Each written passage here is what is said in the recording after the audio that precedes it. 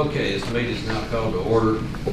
First on the agenda is public hearings. We've got Kelly Osborne, special use permit request.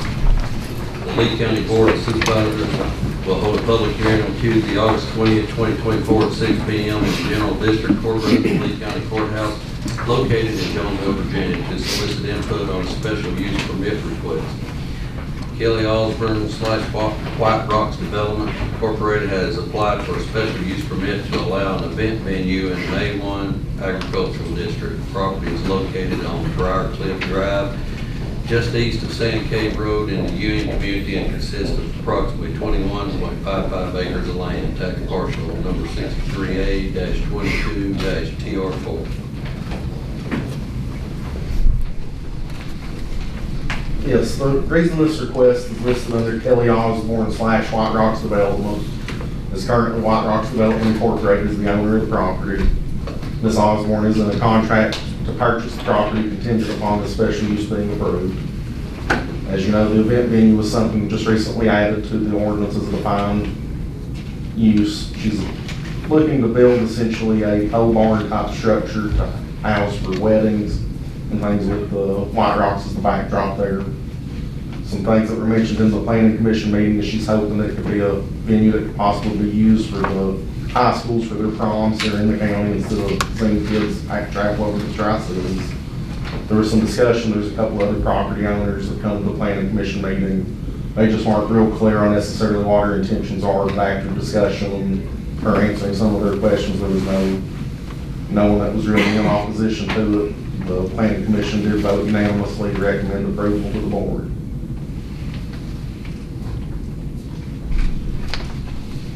Anybody got any questions?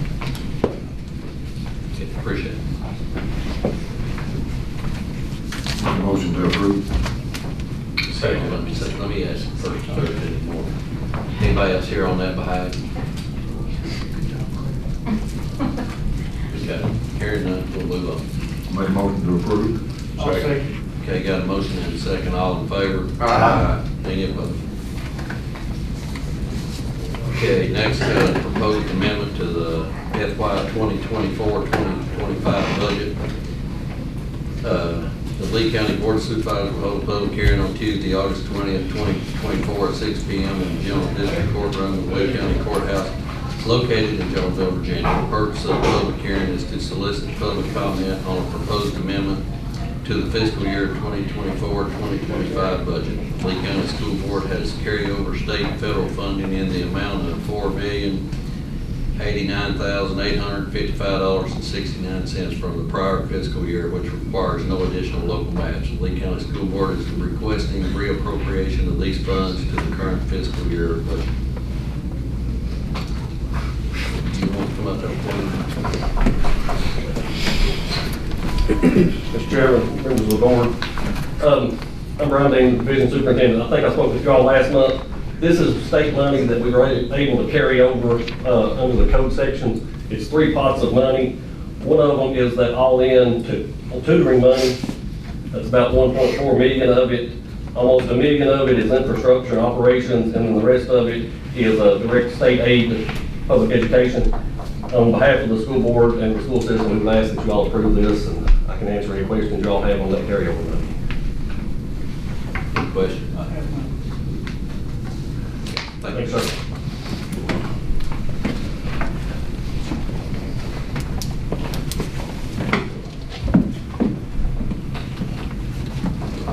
I'll make a motion to approve the request. I'll second. Okay, got a motion and a second. All in favor? Aye. Any opposed? Okay, next on the agenda is proposed disposition of real property. Lee County Board of Supervisors will hold a public hearing on Tuesday, August 20th, 2024 at 6 p.m. in the General District Courtroom of the Lee County Courthouse located in Jonesville, Virginia. The purpose of the public hearing is to receive public comment on the proposed disposition of the real property as follows. Tax parcel 35-A-138 consisting of approximately 1.755 acres, which includes the Lee High tennis court,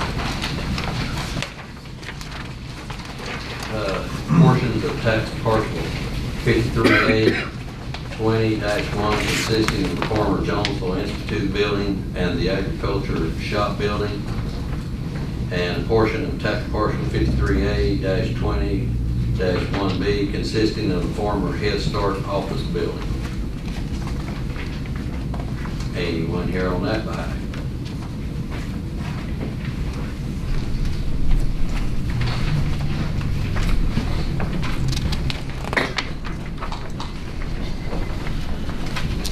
And if you would, please state your name, address, and we got 3 minutes. Mr. Chairman, members of the board, my name is Ken Roddenberry. I'm a Lee County resident. I live on 1707 Shannon Evans Road. I am here today on behalf of the Lee County Historical and Genealogical Society to address the proposed disposition of tax parcel 53A-20-1, which includes the former Jonesville Institute building and the agriculture shop building. The Lee County Historical and Genealogical Society was established in 1991, is dedicated to preserving and promoting the rich history of our community. Understanding our history is essential to our democratic way of life, fostering a deeper appreciation of our state and nation, and promoting a better understanding of our American heritage. Our primary mission is to discover, collect, and preserve materials that illustrate the history of Lee County, its exploration, settlement, development, and the activities that shaped its progress. The Society also undertakes the preservation of historic buildings, monuments, and markers to ensure these treasures remain accessible to future generations. We recognize the historic significance of the Jonesville Institute and agricultural shop buildings. The Jonesville Institute, built in 1911 as part of the Jonesville Academy campus, played a crucial role in the education of our community's youth until 1988. The agriculture shop building, constructed in the 1940s, served high school students through the 1960s and holds a special place in the memories of those who benefited from its programs. These buildings are not just old structures. They are vital links to our past, reflecting the educational and social development of Lee County over the past century.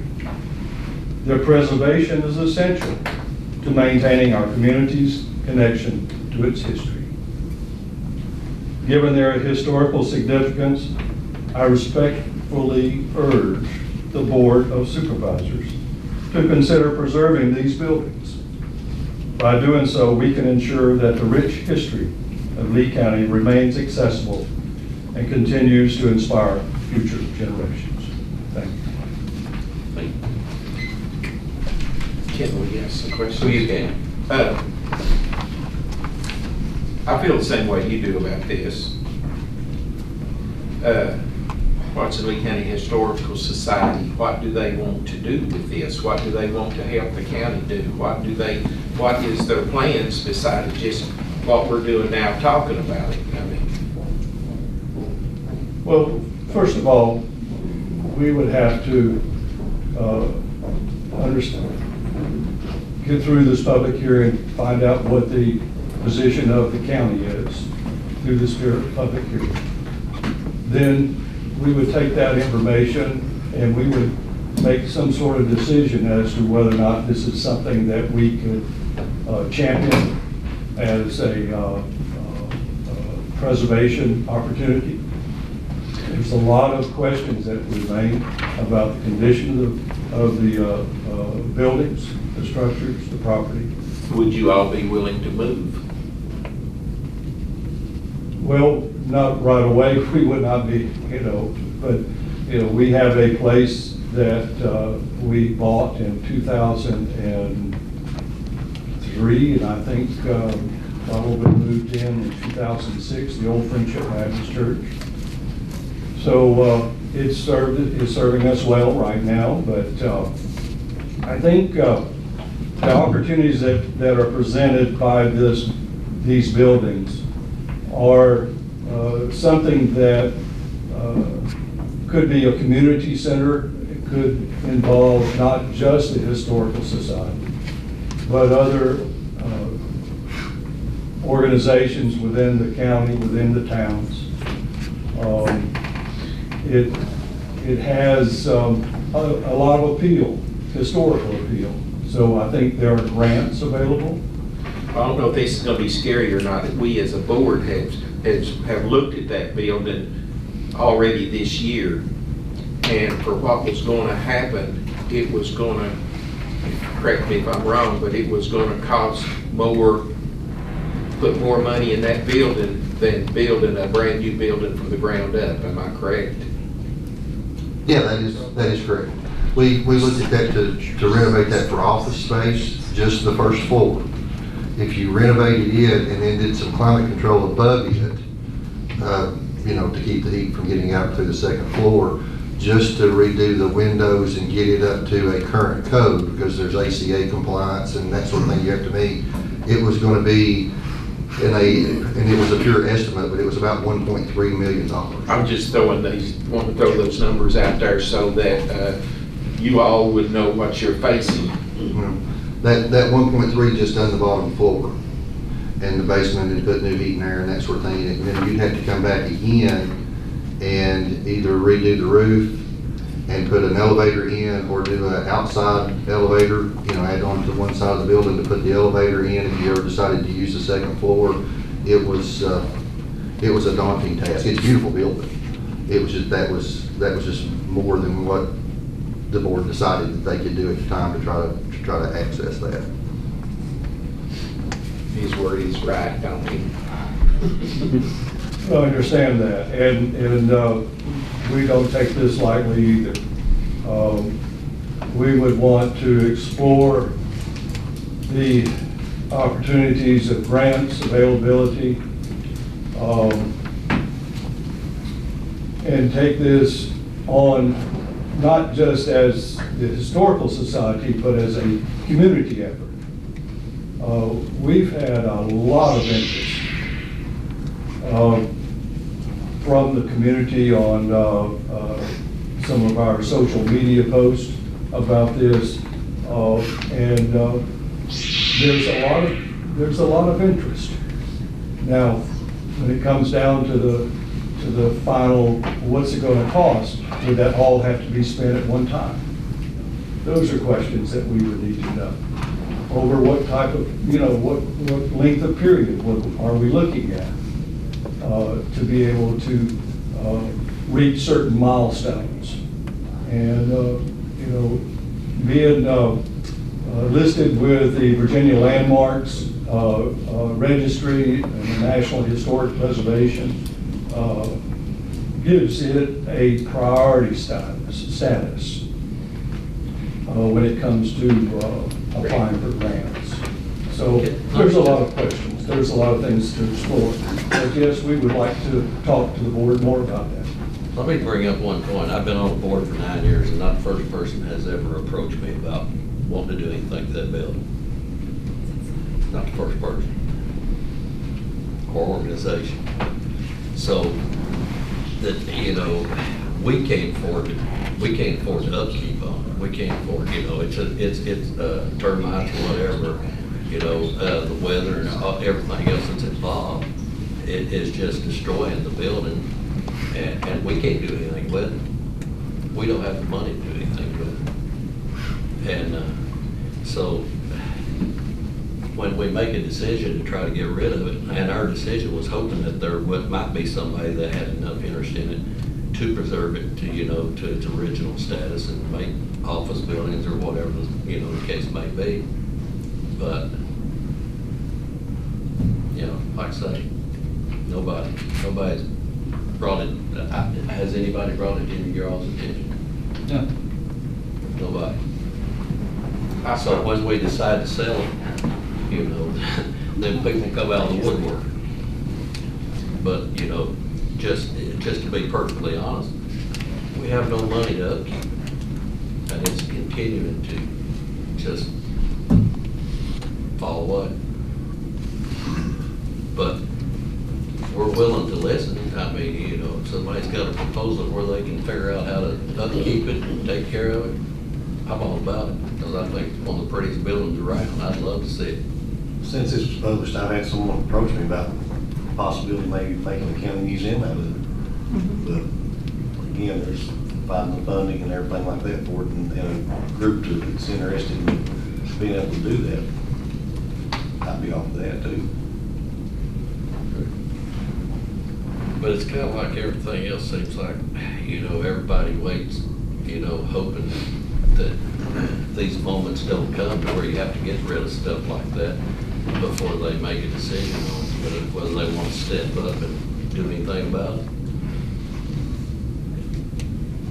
That thing is on a mowing schedule that the county employees is mowing and taking care of? Yes. It- Yeah, it's fine. It's on a schedule. I mean, we're doing, you know, some things right now. Well, I don't think that has anything to do with maintaining the building. Well, no, Just but- the grass. I mean, we're not talking about the grass, we're talking about a building that's falling down, you know. Eventually it's gonna start falling. Real quick, is there any other schools in Lee County in this registry? No, there's not, to my knowledge. There are very few registered buildings in the county. Sites like the Jonesville Campground, the Dickinson Milburn House in Jonesville come to mind. The Keoki Gym's probably on there. I think the Keoki Gym is on it. The Laster Duff House, Stickleyville.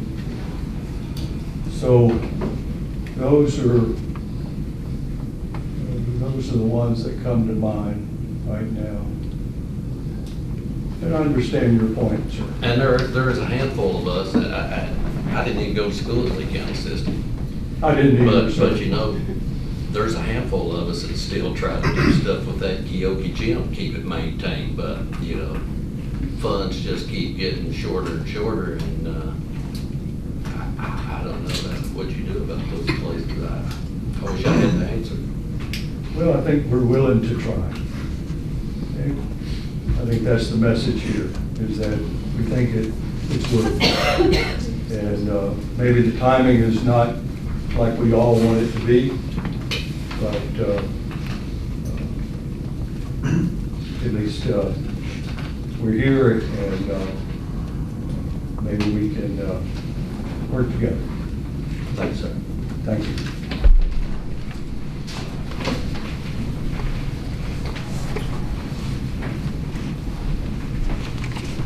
Good evening.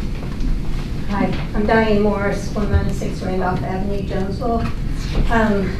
I too hate to see the buildings go away. Having worked in previous municipalities, something like this was approaching the board, and I've not been here 9 years, so I'm not from this area originally, but this is a thought, that we would put out, the county, the city would put out a request for qualifications for a developer to come in, look at the sites, come up with plans, because there are a lot of grants or a lot of tax credits that are available out there, and I've seen it done in other cities and counties. So that's a thought, if it's still something to consider, maybe do an RFQ and see what you come up with. You're talking about the town of Jonesville. That's where I live, but no, I'm talking about the school buildings that you're talking about. Any questions? Just for the record, where was you from? Your Richmond. address? Yeah, I don't write as fast as you talk, so. I'm sorry, Jonesville. Okay. Thank you. Thank you.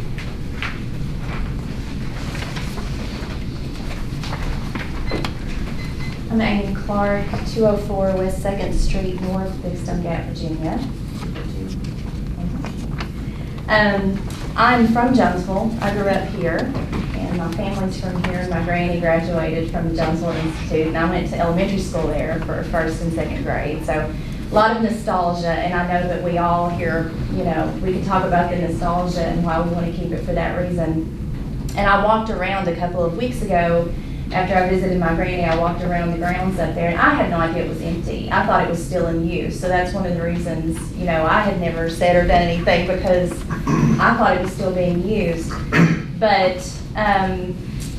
it made me think about, when I saw this meeting was happening, it made me think about, I live in Big Stone on Poplar Hill, and I live just down the street from the Southwest Virginia Museum, which was another old residence that the Slint family owned, and as you know, is in operation as a museum. And like this structure, it stands on the highest hill of the town.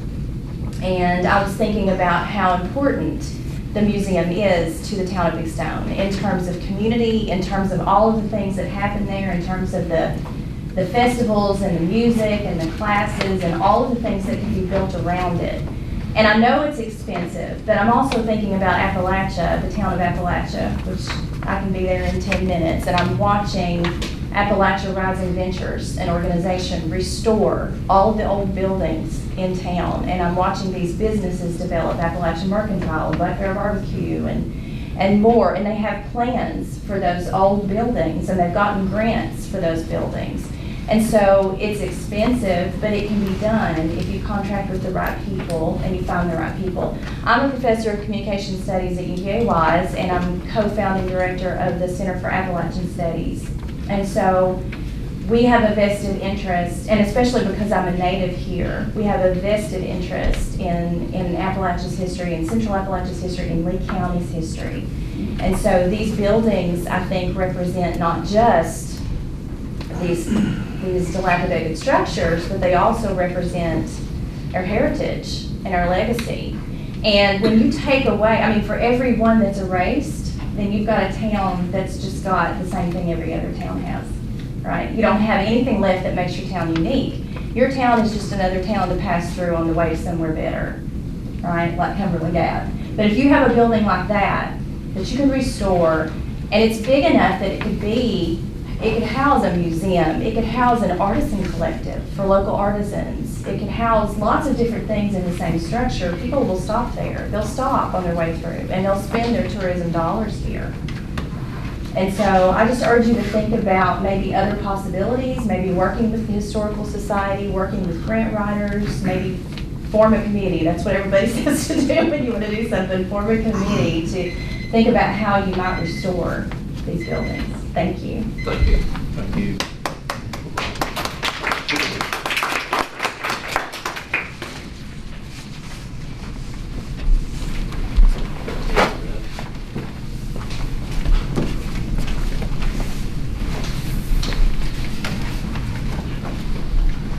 Hi, I'm Jeff Johnson. I'm the Vice Mayor of Jonesville. I live at 219 Coke Street in Jonesville. I've only been a member in this town for 3.5 years now, and I go by that building every day. And if y'all can't work with people to get grants and give them a time frame to find a grant or something like that for these people that need this building or want this building, what would be the alternative? Does the county own the property that the building's on? And if you did knock it down, what would be the next course of action for that place, that spot here in Jonesville? If the building was tore down, are they gonna leave it, just let it rot like a lot of the other buildings are left vacant and just turn into a blight, if you know what I mean? So we're I had a few people ask me what would be the alternative if you all decided not to let anybody have the building. Does the county own it? Do they decide what to do with the property after the building's gone and that kind of thing? I think there's a bunch of us would like to know those kind of answers, if you don't mind. All right. Thank you. Thank you.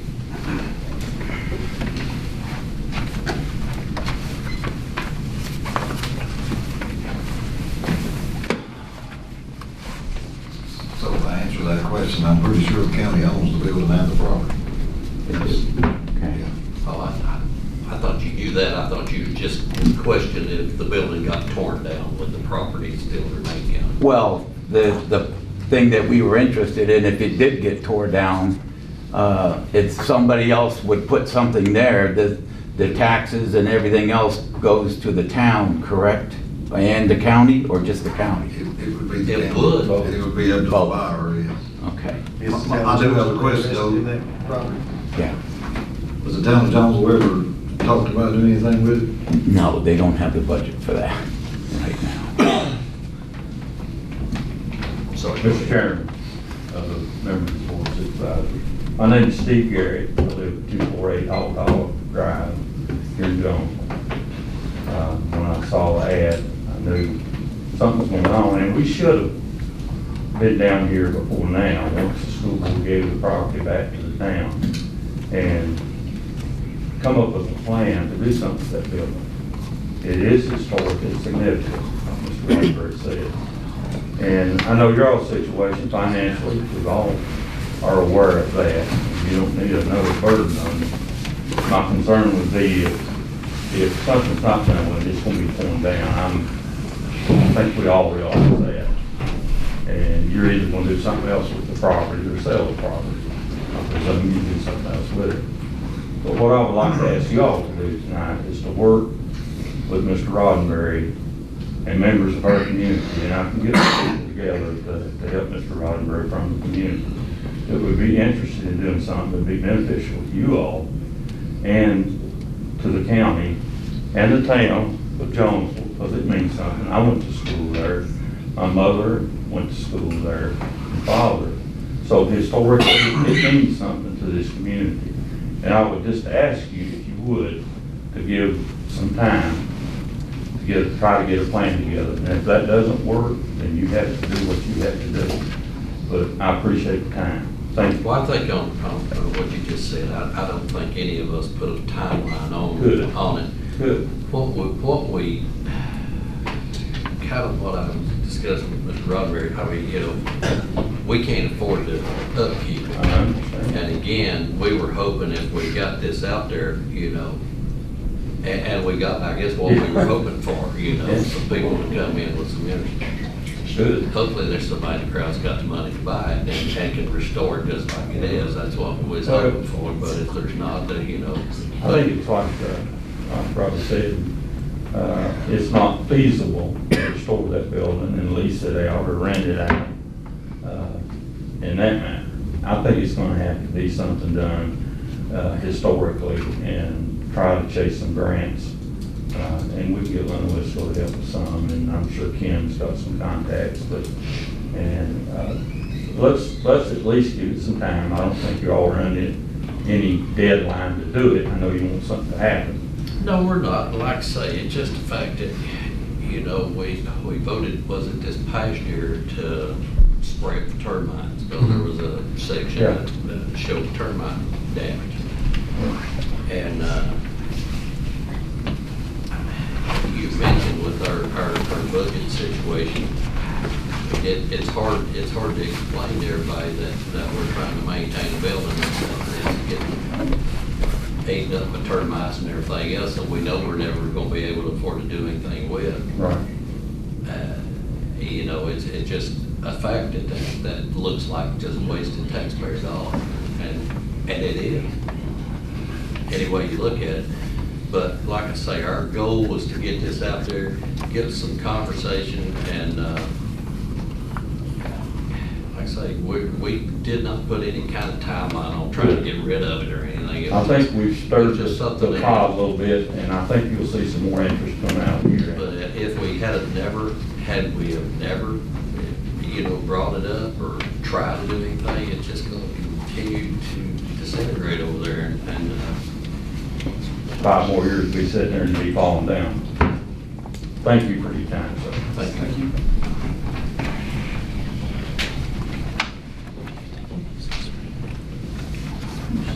Anybody else? Clint, would you like to get up and make any comment on that building? Where you've probably been through it probably as much or more here lately than anybody, if you don't mind. For the people in attendance, my name's Clint Carter. I'm the building official and zoning administrator for the county. So as the building official, the previous board had asked, probably a year and a half ago maybe, to start doing quarterly inspections on any of the vacant county-owned buildings. So I've been there a few times in the last little bit, and the structure is, it's a dilapidated structure at this point. There's a lot of issues, whether it's termite damage or rot. There's sections of the floor, the first floor, that are falling in on the Institute building. There's a lot of just growth and decay. The roof is in poor shape. There's need for things with gutters and downspouts to control the water runoff. There's a lot of issues. Mr. Wright mentioned that, you know, if you're going to update it to use it for office space, you're dealing with issues with new code, ADA compliance. The state building code has tried to become more lenient with the existing building code to work with existing structures, but still there's a lot to be done, a lot of expense. And you would have to, depending on the use that you'd use it for, whether it be offices or something, where it was used as an educational structure, when you're changing the use of it, you'd be faced with bringing it up to more current code than just leaving it in its current state. So there's a lot to it, a lot of layers to trying to restore it. I agree with Mr. Garrett. I believe at this point, with the shape it's in, that you're looking at needing to do something historical with it if you're going to try to preserve it. To update it is such an expense. Thank you. You're welcome.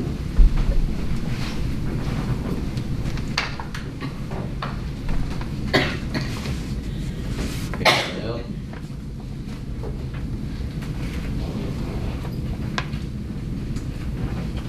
Okay, we'll move ahead with departmental reports.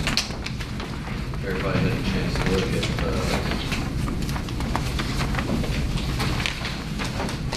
and if anybody's wondering his portion, I don't really look at making any kind of movement on the decision on that. And does any of you guys see it as far as making any move on the decision?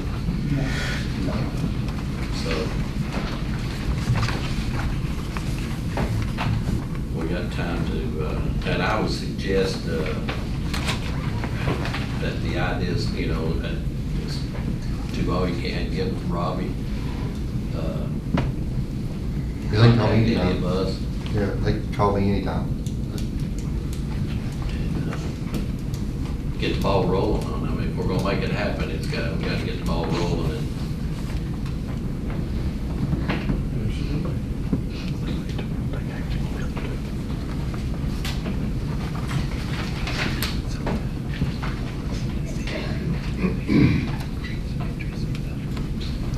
oh, yeah. Well, I was just on particular. I guess I should have made myself clear. Thank you. I should have made myself clear. We probably won't make any decision on that portion of the other two. May be a decision made on the other two tax portions that we talked about, but that one probably won't be a decision made. Okay, everybody had a chance to look at their departmental reports. Got any questions or concerns about the departmental report?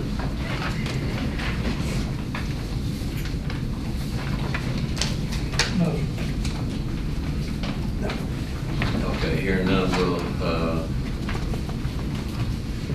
move to the constitutional Commonwealth Attorney collection of delinquent fines.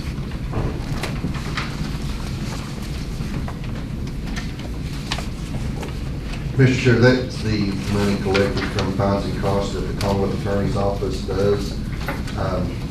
The way that works is basically half of the money that they get, half of it goes to the state, the county gets to keep the other half, and then we split it with the Commonwealth Attorney's Office. That's a program that's been in place for a long time. We used to have that in a third party, and they got to keep all of the funds. So with the Commonwealth Attorney's Office doing that now, the county gets to reap some of the benefits of that collection. So that's what that is to get that money back to the. Do we need to make a motion on it? We don't need to make a I don't think he did anything because that process has already been adopted. Right. that's basically just a report made on what was brought in. Yes. Okay, next on the agenda is public expression. So we're now open for public expression. Dale Thomas, I have a couple of questions concerning the convenience center. First, I'd like to know on Sunday how come the hour will change from what they was from 1 to 5, you know. I had people in my community having to come up and ask that. They don't hear. That was instituted to try to slow down some of the outside garbage that is coming into the county, especially on the surrounding edges of the county, like at Jasper, out on the western end, and Stickleyville, to try to slow down the outside garbage that we're having to pay for. You don't think it would do it from 1 to 5? I mean, you think people wouldn't do that from 1 to 5? It's gonna slow down some. If it was, Yeah, go ahead, I mean. if it's left up to me, they should be closed on Sundays. What? Because you have 78 hours in the week to go get rid of your garbage, if you was closed on Sunday. Well, another question. You got cameras up. I'm concerned about paying, at a convenience center. You're paying for them, you're paying for the internet too, and how many people have been charged by using the cameras? There is, There's some law, that Mr. Muncie probably can speak to that a little better, but what you run into is if you're running those cameras and you take a steal, according to what the resolution of those cameras are, and they are not great, I mean, they're not right. So they're not paying for it? Yeah, well, but you can, it is a deterrence for keep people. Most of those are pointed right at like the bulk places so that people don't come and drop off tires and that sort of thing, they're more into that area. But the resolution on the cameras really doesn't give you a definite on it. And then you run into some things with the court system, and I guess Ms. Muncie didn't mention that, but you get a tag number and you kind of get a view of somebody, but if you can't really say who they are, the court's really not going to do a whole lot about it. Well, another concern, you know, about the from 1 to 5, the workers there, they are tied up really all day. If they want to go somewhere, I mean, they're really tied up. no, they're not tied up, they're not, If they want to go out of town, something, you know, they have to be there at 1 to open them up, they have to be there at 5 to close. Well, that's just something that we come up with, but trying to save some money. I think that is costing $63.03 a ton to dispose of garbage now. It has went up since your son was. I know that. It's went up since your son was there. Yeah, I know that, but, you know, people, like you say, if you ain't gonna have them open, I agree. I mean, they're closing on Sunday, you know. I think.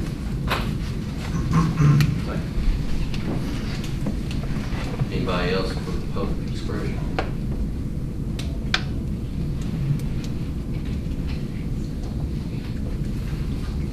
Okay, hearing none, we'll move on to approval of minutes.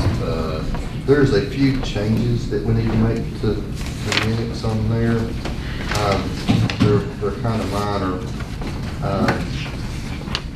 Some of them are just some typographical stuff, but there is one thing that is in the minutes that I need to make sure that you're aware of. We can run through them all if you'd like, but what I'd like to do is approve those per the amendments that I have. The one change that does need to be made for sure is in the section E, which is the minutes for the August 1st meeting. There was the resolution is correct, but in the minutes, it says Hawkins County EMS use of existing tower in Ewing, and that's not Hawkins, it's Hancock.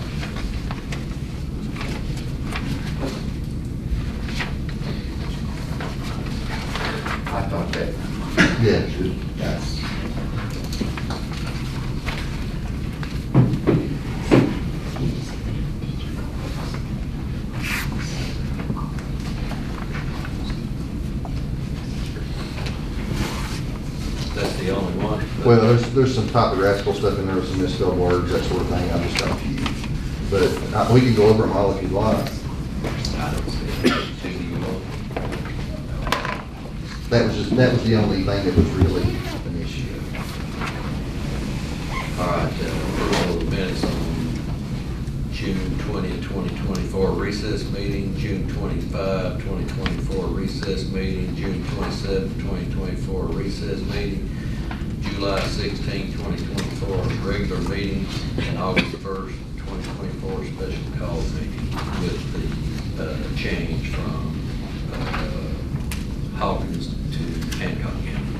I'll make a motion to approve. Okay, got a motion and a second, all in favor? Aye. Any opposed? Next, we got the county administrator, reports that payroll warrants have been issued and approval of disbursements. Make a motion to pay the bills. Okay, got a motion to pay. I'll second that. Any, all those in favor? Aye. Any opposed?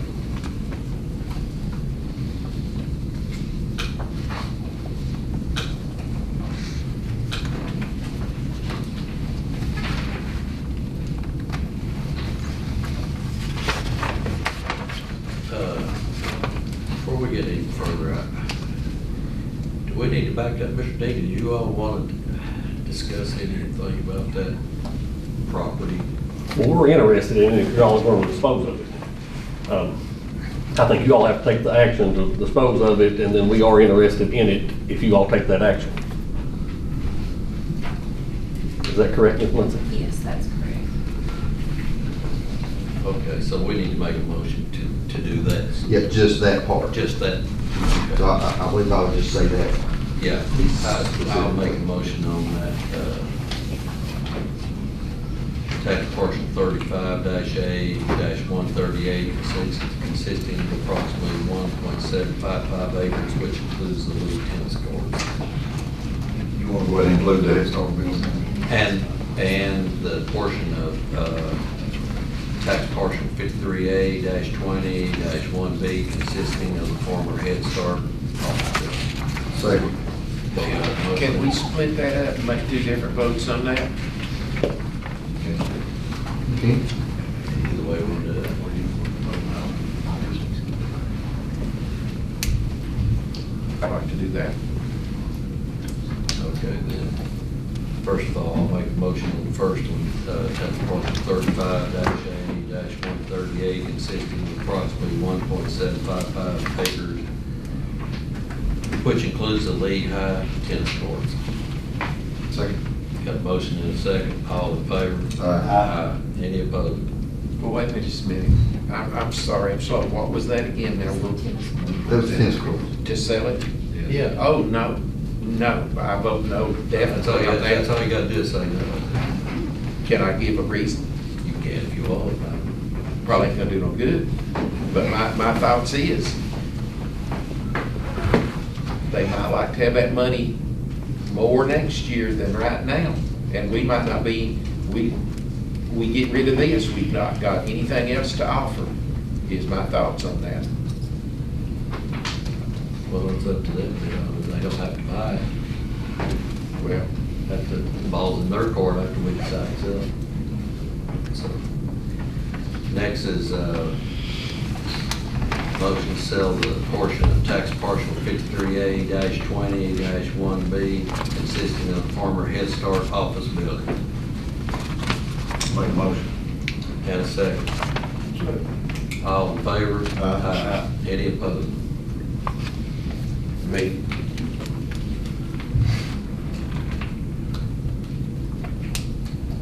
Okay.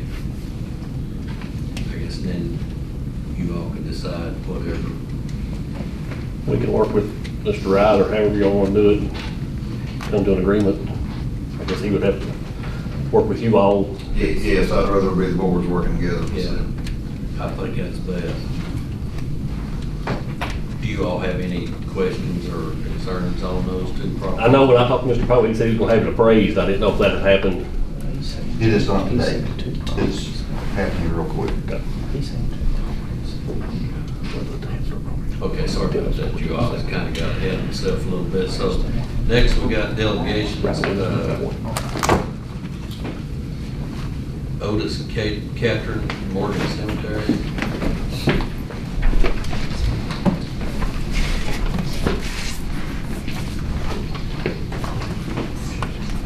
My name is Otis Catherine. I live at 9632 Wilderness Road. I was here 3 months ago, referenced same thing I'm here today. And that's the Morgan Cemetery. We have, this is rather a large cemetery, and we have junk cars piled up right at the entrance to the cemetery. And I've talked to the people that own the property. They won't do anything. I told them that I would pay them cash money for the cars. They refused. I went to their homes. They live in a trailer over in Rose Hill. They don't even live there anymore, near there. And they would not even come to the door and talk to me about it. So,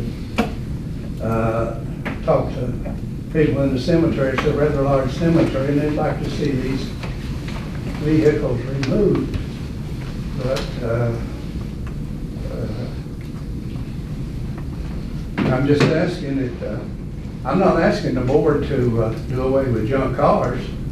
I'm just asking them to, within maybe 300 to 500 feet of the cemetery, keep this junk away.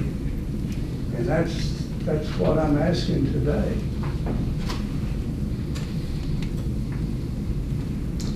Mr. Carter, is that a zoning issue? Sounds like it very well could be. Who actually owns the property that the vehicles are sitting on? Without naming names, I don't think you need to do that. To know if I could address. It's a residential property. Does the cars belong to the property owner? That's what Yes. No, Yes. actually, it's his family out of town. Okay. Well, I've already checked on the property, and I know who owns it. I've checked with the county, and so I do know who owns it. Sure. But it's residential property, not commercial. Yes, sir. And is there an ordinance on residential property with a junk car sitting on it? How many junk cars are there? 3. There's 3 vehicals. Are they operable or? No. There's grass is grown up. They're just sitting there. With the zoning ordinance, without knowing exactly what the property is zoned, it sounds like that would fall under definition of an automobile graveyard. They're only allowed in a handful of zones, and most of the time, if not all the time, by special use permit. So if there's no permit in place for that, it would be a zoning violation. Under residential property. If they have more than 2 or more inoperable vehicles, it would constitute an automobile graveyard by definition.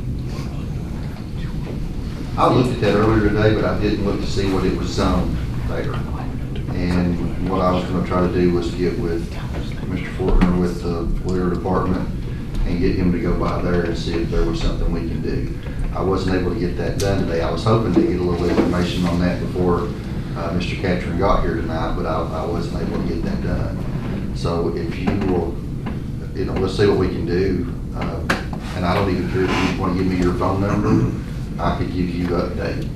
804. Well, you probably don't want to say that here. I'll get with you here in just a second. You just write it down on a piece of paper. Well, I would appreciate, it's just that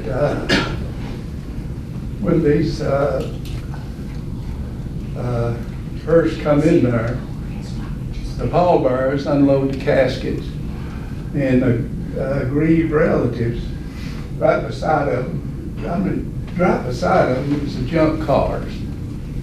And for the life of me, I don't know why these people won't let me move. I just don't know. Yeah, we'll, so you're on it? Yes, I looked at it today. Actually, the first time I saw it, I was with Mr. Kidwell down in District 1, and we rode by there. And there were, I thought there was more than 3. if memory served. And then That may be, yeah. I was going through the minutes today, and I remembered us making that trip down there to look at that, because you were here before. Yeah. And I wish, experience will get to me one of these days, but I wish I had looked at zoning, and I thought, well, that's more than 2 for sure. I didn't know that rule, and that was the reason I was trying to get a hold of We the also litter have control. a trailer there. It's been not inhabitable for years. And it is chunks piled up under it, a house trailer. And so, I mean, these people, they just don't want to do anything about it. Well, let us do some homework, and I'll get with Mr. Carter, because he's the resident expert on what can and you can't do. And we'll get together and see if there is something that we can do to try to help you. Okay, I appreciate it. Good night. So, If you don't hear, just go over and write it down right here, and I'll just do it right there.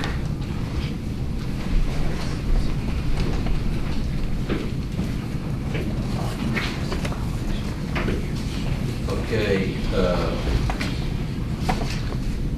next we got supplemental appropriations. Mr. Chair, if you will look, there was one change that we made to those. There was a calculation on the last one, and I give you a new page that you can replace in your packet for that. There was a reappropriation on Fund 7 for CWA state asset forfeiture and the proceeds. That figure that's in your packet needs to be changed to 424259. And you do have a new page there that you can just tear that one out and replace with a new one.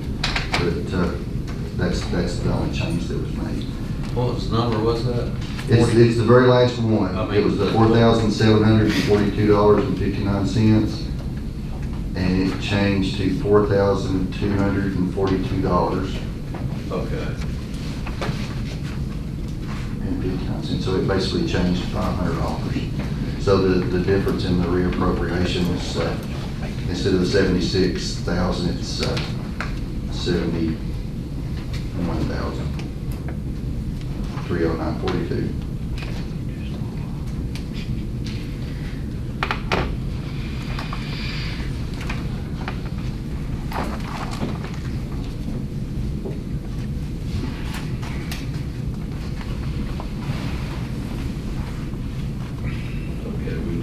Motion to approve supplemental appropriation. Good motion. Okay, motion and second. Second. All in favor? Aye. Aye. Any opposed? Okay, next we got under old business, rezoning request for Mr. Yoder.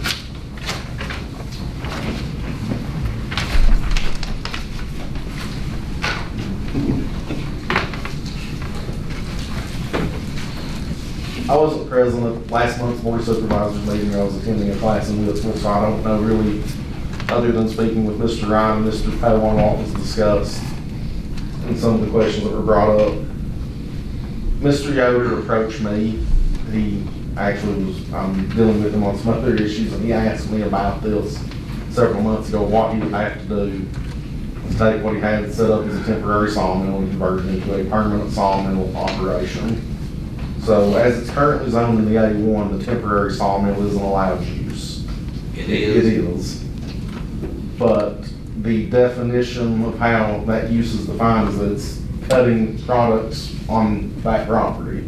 So if he was to start hauling in logs from other properties to saw at that location, that makes it a permanent sawmill.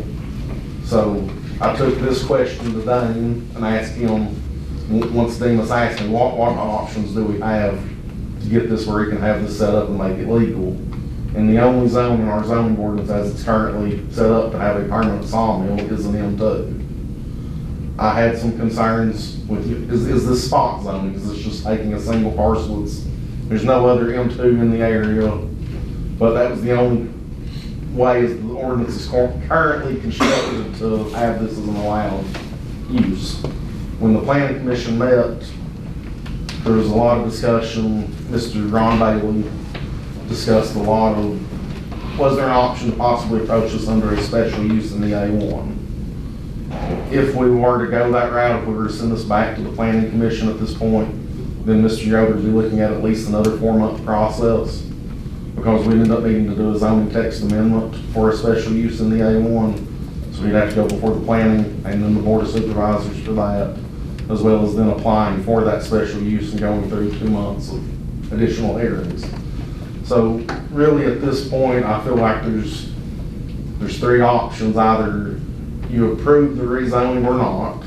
You send it back to the planning to look at a potential special use, which in talking to Mr. Poe, I don't think he's in favor of. Some of the things that were brought up in the planning commission meeting were limiting the amount of board foot that he cuts or putting other limitations on it. But I guess my question is, how does that become enforced? Am I gonna sit down there and, measure how much lumber he's cutting? I think it's almost impossible to set limitations on it or stipulations.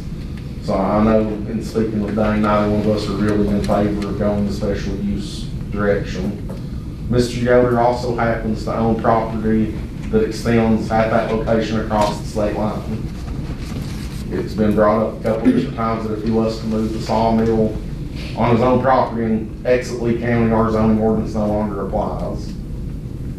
So that's an option he does have, to have his sawmill on his property and to essentially not have to be bothered with our zoning ordinance.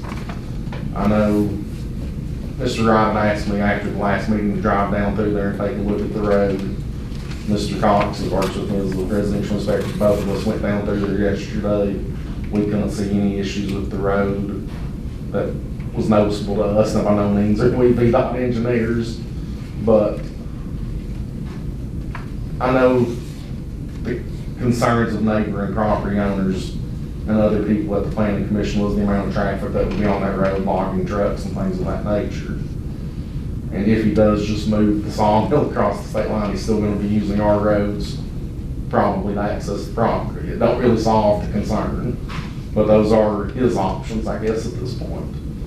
So at last speaking to Demas, my understanding was that was the option he was leaning towards, was just moving the sawmill, but I guess too, when I went down there yesterday, the sawmill is still located in front of his house, which is in Lee County. So at this point, he's not moved it, so I assume he's waiting to see what action is taken at tonight's meeting. This is a point of reference. What is the zoning on his Tennessee side of his property? I have no idea. As far, I don't even know if they have a zoning ordinance in that county that would be enacted. I don't know. You can't get to that property, I don't think, from Tennessee. It's dead end.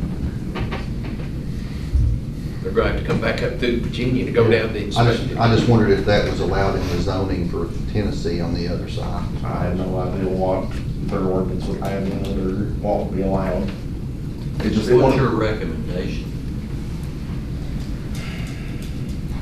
I hate to tell anybody they can't do something they want to do. I try to work with them and find a way through the ordinance to accommodate. Occasionally the answer has to be no. I think you're walking a thin line with spot zoning and taking and potentially creating an industrial manufacturing district in what is A1 agricultural land. I don't know if I necessarily agree with the thought of rezoning it. But again, I think a special use permit in the A1 would be hard to, unless you were comfortable with just allowing it under a special use. I think some of the things the planning commission brought up, I think are almost impossible to enforce in reality. Good in concept, but hard to enact. But they approved it, right? They did vote to approve the rezoning request.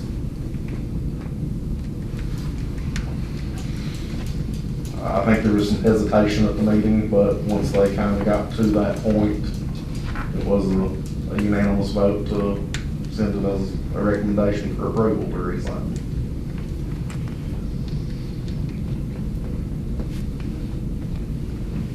Any questions? I think there was another speaker.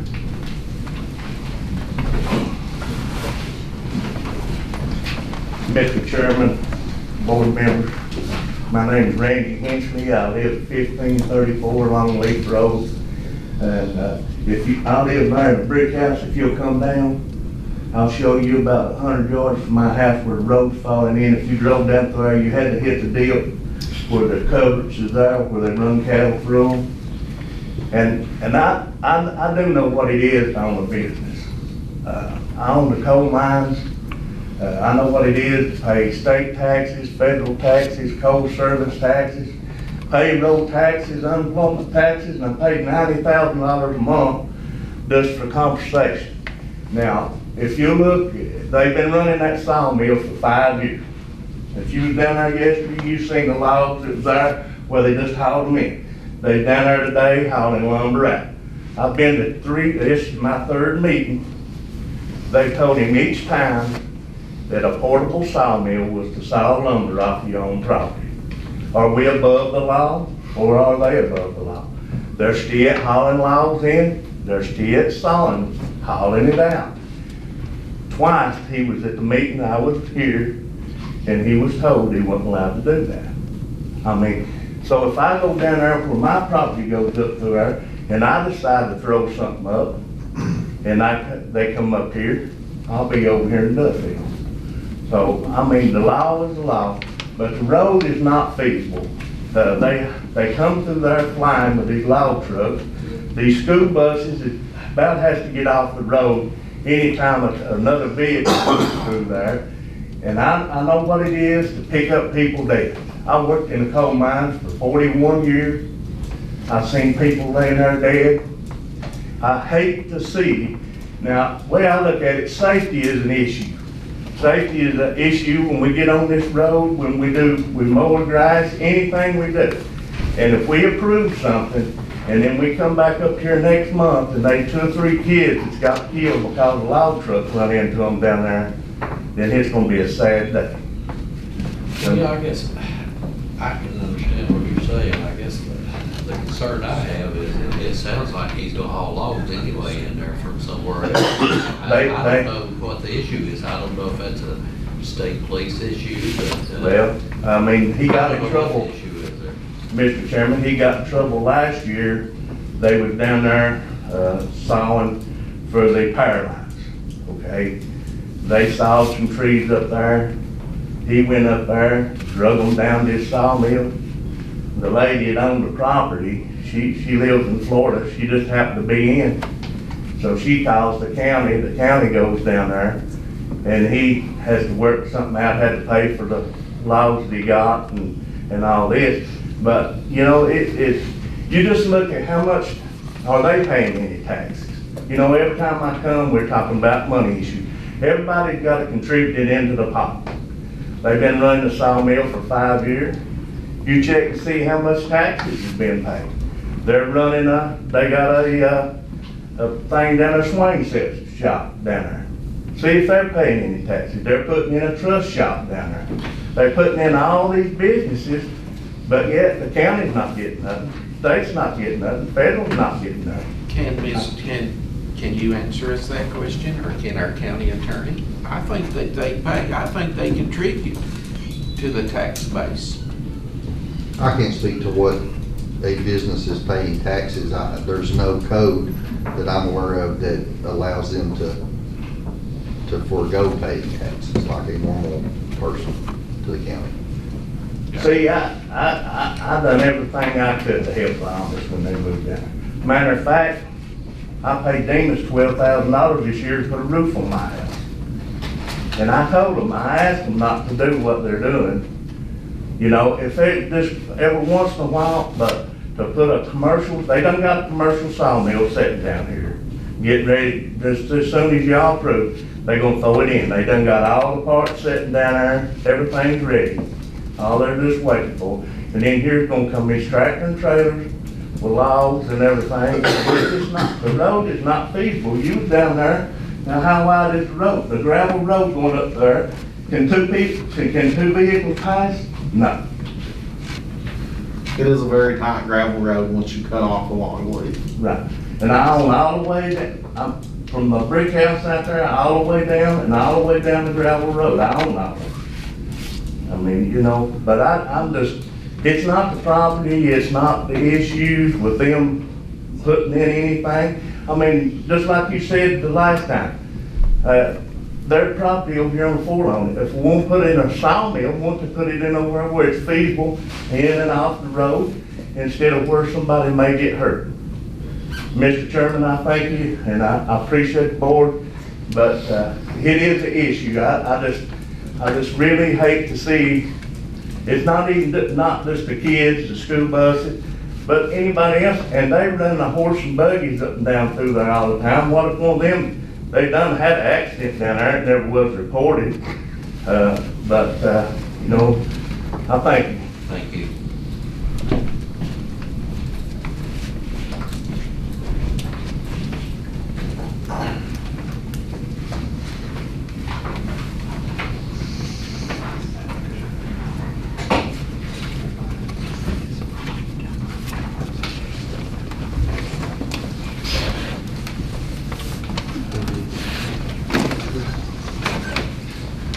I make a motion to deny his rezoning permit, pursue a special use permit if he wants to. Okay, got a motion, got a second. I'll second that. Okay, got a motion and a second, all in favor? Aye. Any opposed?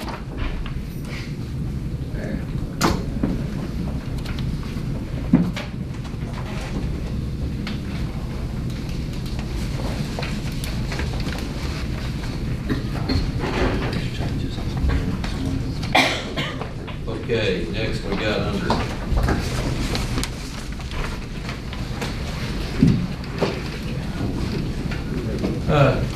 let's take about a 5-minute break. Can we, just one second, I do have, and I don't know what would have to change, but I do have somebody here that was with, that made a trip.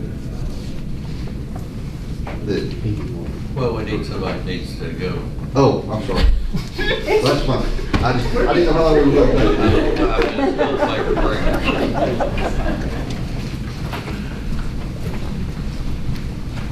All right, next on the agenda, we got new, well, I guess we better, we've got Long Pine also, you want to go ahead and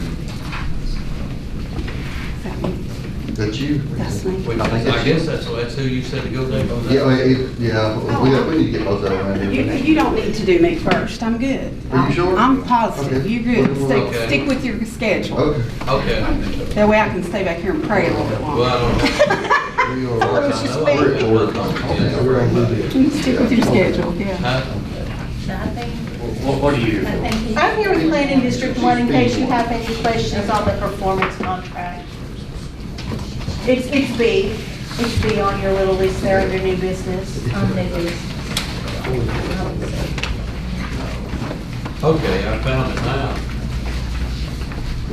If you want to get board appointments and get them out of the way, that shouldn't take long. We have to keep you from having to backtrack every time. Okay. I thought we just trying to get them out here quick. Well, it's. We're good. You won't be just a few minutes on that. It's not gonna make that much difference, I don't think, but. Okay, let's talk to it then.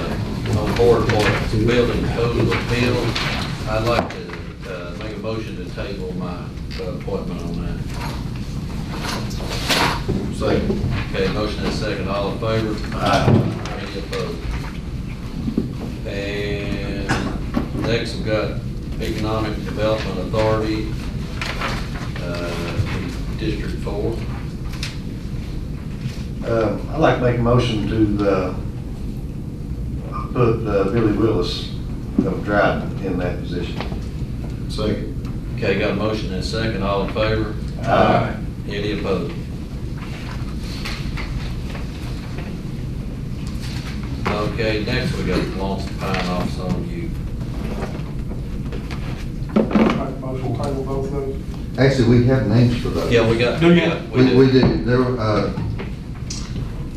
This historically has been just 2 students from Lee County, or from Lee High School. Wise County doesn't put every school in it either. They kind of put them in a central location where they don't have as far to travel. I've got 2 names of 2 individuals that are interested in actually being on that board, and they've agreed to serve if we appoint them. Maya Echeverria, that correctly? Echeverria. Echeverria, okay, yeah, and Miley Staple.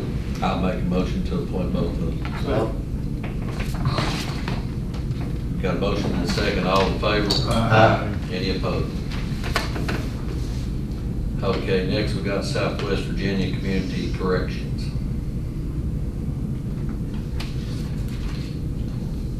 Anybody spoke with Ms. Roberts, you still fine doing that? What was that? Yeah, has anybody spoke with her, she fine with continuing to do that, Ms. Roberts? I'm sure she is.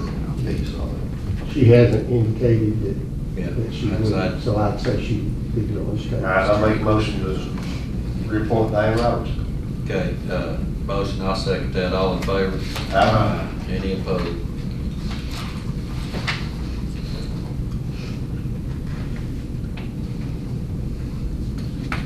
Upper Tennessee River Roundtable.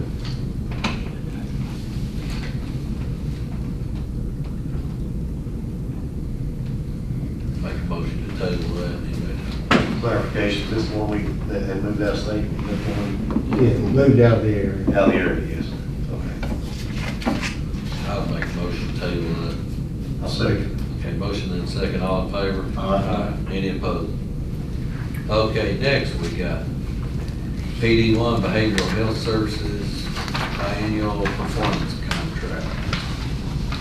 FY 24-25 amendment.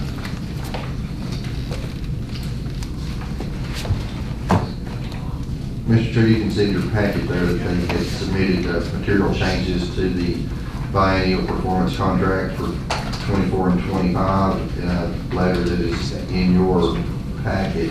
The original contract was approved by the board in July 2023 during the regular monthly meeting, and these changes are to facilitate the funding and delivery of the program services as well as align with strategic initiatives of the Commonwealth. They must have a performance contract approved by each governing body, which Lee County is part of. And they can have that done by the 30th if they can't get their, the 30th of September, they can't get their funds.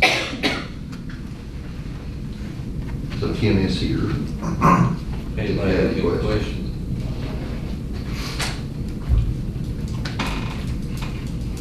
I have none. You will? I don't have any questions, we just need to make a motion to renew the contract. Or- Well, I think you prepared it. Yeah, there's actually a resolution for that, so you have a copy of that. It's not in your packet. I broke a few eggs this week, being new. I didn't know that I needed to put that resolution in each individual packet, so you have a copy of that resolution there to the side. There was 3 resolutions together. Okay, I see it there.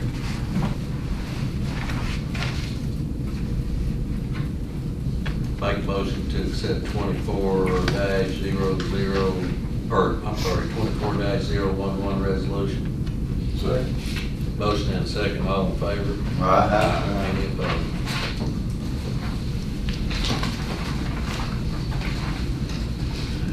Okay. And we got the pump and hall septic system request.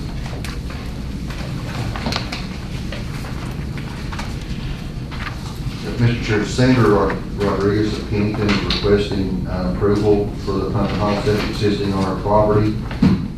The pump and hall system consists of a tank with an alarm system that indicates the tank needs to be pumped.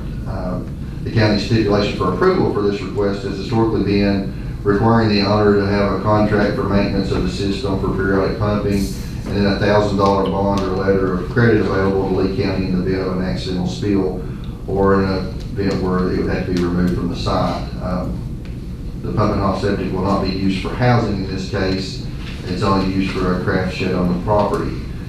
Ms. Rodriguez is aware and willing to complete the requirement, and if the board approves this request, then she will get the bond and we'll notify the health department and she'll go through that process.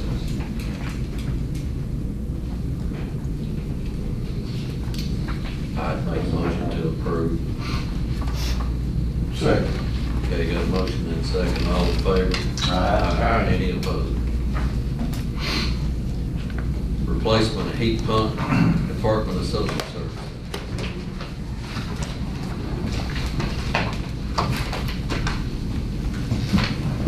Just to say, what I do.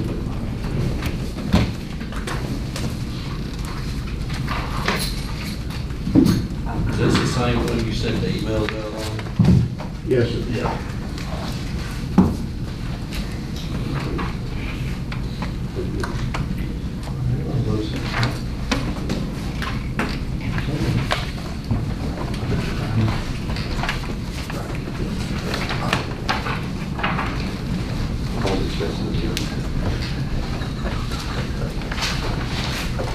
Mr. Chair, we were able to get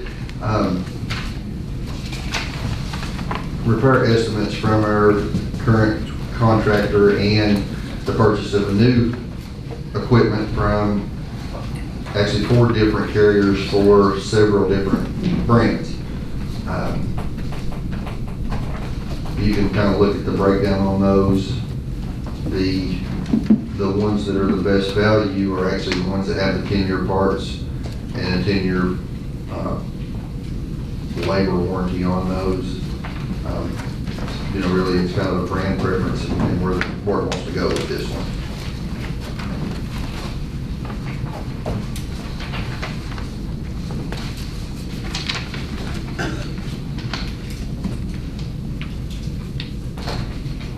Anybody have any preferences?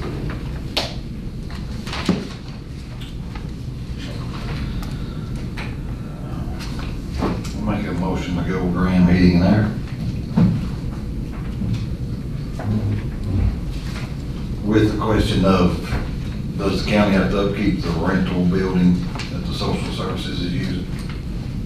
Yes, The heat pump on? yeah.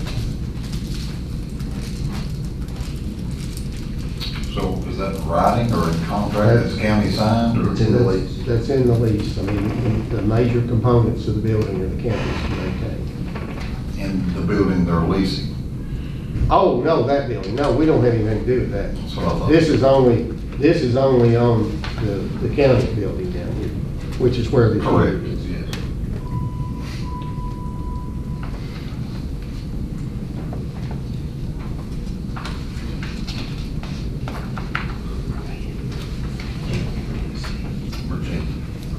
Now, You got a motion? there's 2 units from ground. You need to specify which one we're talking about.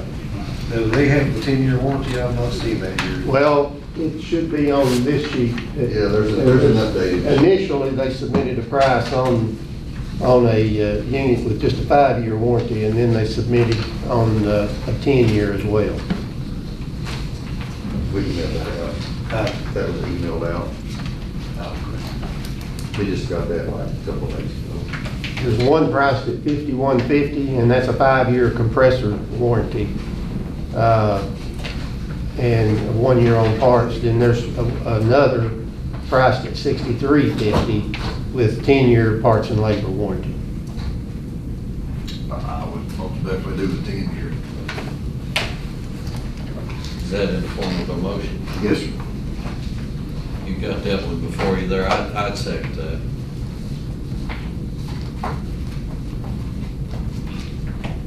Got a motion and a second. All in favor? Aye. Any opposed? Okay. Better get my notebook here.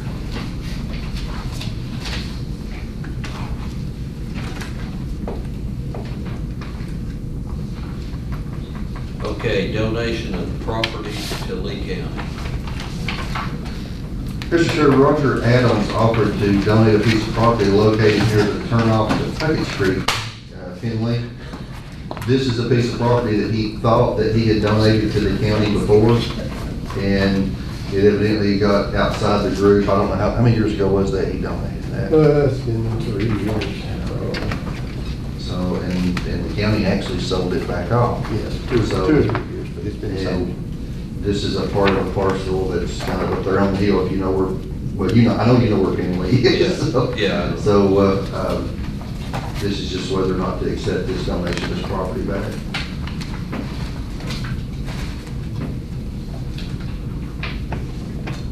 And there's very little information, I think, really available on this track. Do you have any acreage or anything on it? I looked in the GIS map, it identifies 22-A-250 as a whole. This is C, so that whole tract, that's that whole side of that hill up there, is one big tract, but it's never been broken down into tracts on our GIS, so I can't tell you where this is at. As far as inside that one tract, I don't know if it's the, north side, south side.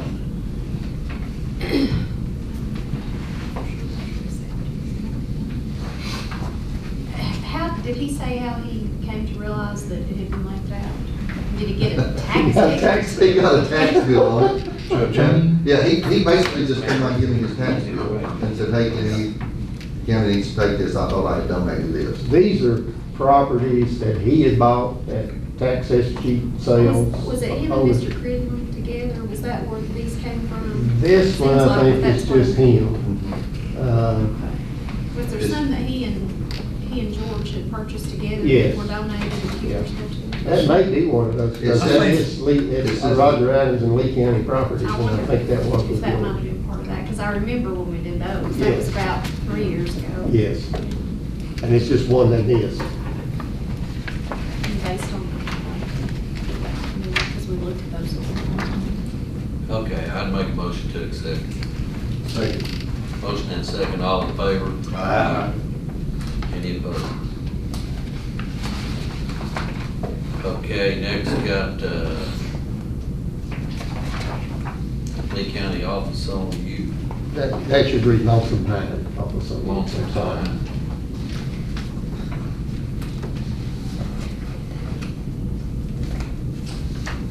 The Lonesome Pine Office on Youth made contact with us on a funding request that was denied during the budgeting process, and they're wanting the board to reconsider any amount of money that they can, that the county feels like they could give. They put a letter detailing the programs, and actually made a phone call today. So she was kind enough to come to answer any questions that you may have concerning the Lonesome Pine Office. Would you mind just giving a little, How little?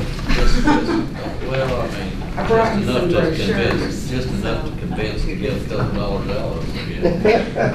The previous budget amount was $5,400. Right. So I'm assuming the things that I sent to them made it to your packets to explain a lot of the programs that we have. We feel like we're a very good value to Lee County. And we have 5 board members that you appoint to our youth services board, 2 students that you did tonight to replace the ones that graduated last year, and then 3 adults. And we pay those board members $40 for every meeting that they come to. And we generally have 10 meetings a year. We don't meet in July, and we usually combine our November, December meetings. So, just that costs us $2,000 just to pay the board members. And, I realize that money's tight everywhere, but if you could reconsider at least covering your board members, that would be appreciated. And if you could see your way clear to a little more than that, that would be helpful too. We have several programs that we do that are grant funded, that those grants don't always pay for everything we do. You can imagine that the mileage that we provide to the students that we work with in our mentor program is astronomical, actually. We serve Lee, Scott, Wise, and City of Norton, and we spend at least $12,000 a month in mileage to get the kids to where they need to be. And that's usually not covered in anything, any fee that we charge. We feed those kids all the time. They're hungry. That's an extra expense that we use. When we have families with our professional parent services program. If they need help with housing, if they need help with furniture, appliances, anything like that, then we really beat the bushes to try to find them those things. And if we can't find them, then we buy them. So that's an extra expense that we have. So, you know, there's more detail in the stuff I gave you, but if you have questions for me, I'm glad to answer any of them. I have 5 full-time workers at our office. That is located in Big Stone Gap, so that's as close as we can get to you guys. So, but we have 22 part-time workers that do our mentor program, our family liaison program, and our professional parent services program. The teen outreach program that's our top program. We have 10 kids that just graduated from that program. It's teaches those kids anything that a teen might be dealing with now. Communication skills, we help them with tutoring. We use their Casey Life skills to find out what they really need to do that, to succeed in our schools. And we just graduated 10 of those. And we're getting ready in September to start another class, and we have 12 kids signed up for that. And more than half of those kids are Lee County kids. And we don't get paid to do that class. We had a grant a couple of years ago from JMU that helped us buy the materials and train our folks to do that class. And then we just do the class now. So happy to answer any of your questions. Did you start out with a request? Well, I said, you know, at the very least, could you do the board members that you appoint to pay for that? So that would be $2,000. I would hope that you could give us a little extra, but at least if you could do that this year, maybe we could talk again for next budget year. Has any of these other people cut their funded this year? The other localities. Wise County gives us almost 26,000, and they've done that for years. They haven't cut any of that. Norton did cut theirs by $1,000, but that's the only cut that we got. So. Could I ask, might not be appropriate, but your main employees, what's their salary range? All the part-time employees are anywhere from $14 to $18 an hour. And the salaries for the other ranges anywhere from 28 to about 56,000. Are they salary or hourly? They're salary, sorry. Does these people have degrees? They do.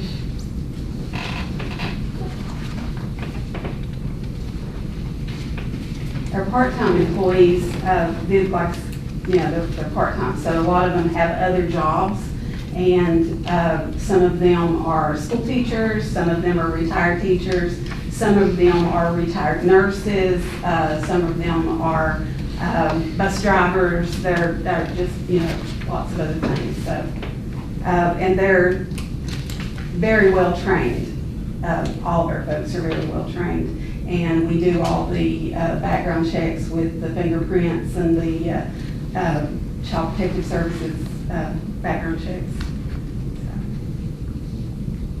And with the conversation, you know, I had with one of our board members is the fact that, the program does do a lot for a lot of Lee County kids. We feel like we do.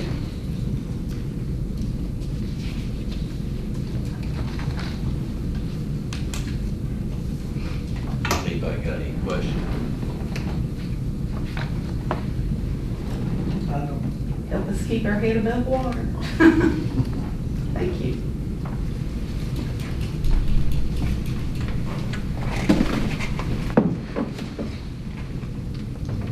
I would make a motion to see if we can get $2,000 back on the budget for Lonesome Pine Office on Youth. I'll second that. Okay, got a motion and a second. All in favor? Aye. Any opposed?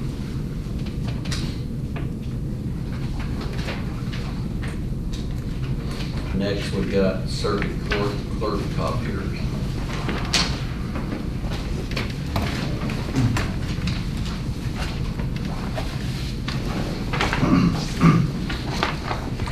Mr. Chair, we got quotes from several companies on these things, and if you look at the copiers themselves, just as a price, and then look at the whole value on these, you'll see a little bit of cost difference.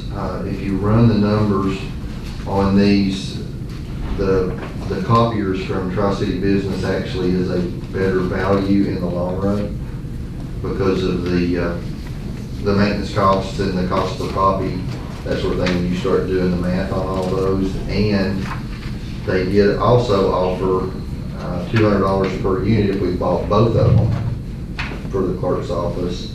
At the same time, they would give us a $200 discount on each of those, which would save us another $400.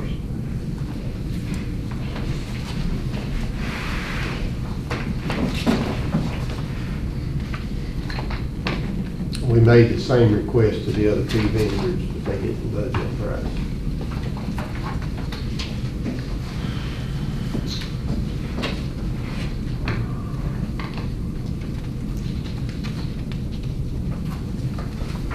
And which one was your recommendation, Randy? The quote that come from Tri-City Business. It's two different machines. Yeah. One's a larger machine than the other. They are budgeted for two copiers in that office this year. They had two that's well over 10 years old. Oh, they're already budgeted for. Yes, yeah, it's already in there. Yeah, they did a good job of planning this extent. I'd make a motion to go with the administrator's request. Second. Got a motion and a second, all in favor? Aye. Any opposed?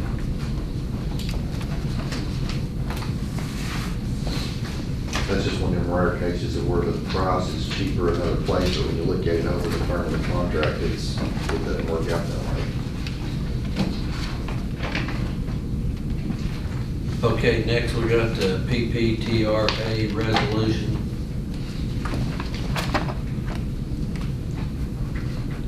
Mr. Chair, the state of Virginia has allocated funds to provide tax relief for qualifying vehicles in the county of Lee. The amount of tax is based on the total dollars from the Commonwealth divided by the total tax of all qualifying vehicles in the county. Owners of qualified vehicles assessed at $100 to $20,000 will be eligible to receive a 48.28% tax relief on that vehicle. If the qualified vehicle assessed is $20,001 and above, they'll be eligible, but only for the first $20,000. There is qualifications for vehicles. They can be a passenger car, motorcycle, pickup, panel truck having a registered gross weight of less than 10,100 pounds and not to be considered business use. This is basically a math thing that has to be done every year to find out how much the personal property tax relief is, the percentage is going to be. And there is a resolution in front of you that was given to you supplementally today for that. I'd make a motion on accepting resolution 24-012. Got a motion and a second, all in favor? Aye. Any opposed? Okay, next we got retirement and board resignation.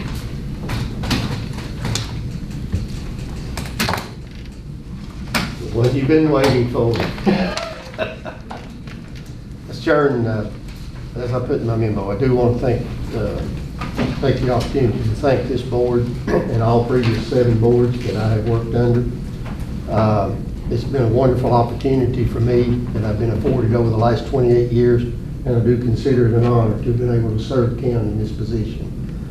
I've been able to work especially alongside a lot of good, dedicated employees, and it's been a privilege to work with them And as I stated in the memo, they are and always will be a part of my extended family.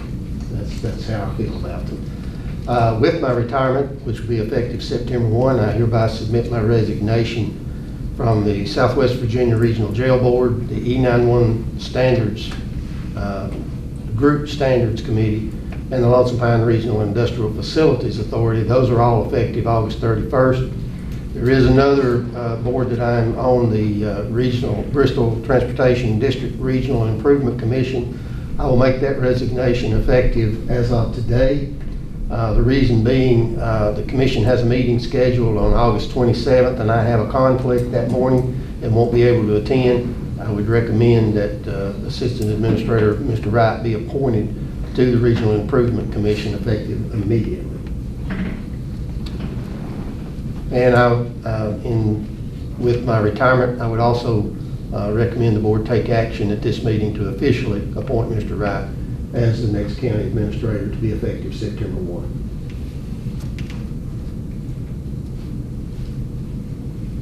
Well, you know, first I'd just like to say, before I accept any resignations, I'd just like to say that, you know, after serving on this board and working alongside with Mr. Poe, it's been an honor for me. You know, you don't, in most jobs, you don't see many people with the dedication that he's had and he's put in for so many years. And I certainly appreciate all the help that he's given me through my 9 years up here on the board. And I just don't think we can thank you enough for all that you have done for Lee County and what you've done for all of us. It just can't be. It's going to be a tough situation to get rid of you. I know that, but I guess we got to do it. You'll be happy in time. Well, I think he's getting rid of you, it's the other way around. Getting rid of us.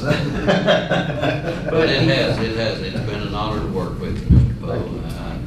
I highly respect you. I tell you that. Yeah, and over the years, I know I've come up here and heck with you some, done some other things. And, who hasn't? Yeah, and I can't say I did enjoy that. And since the beginning on this board, I have enjoyed working with you, Dane.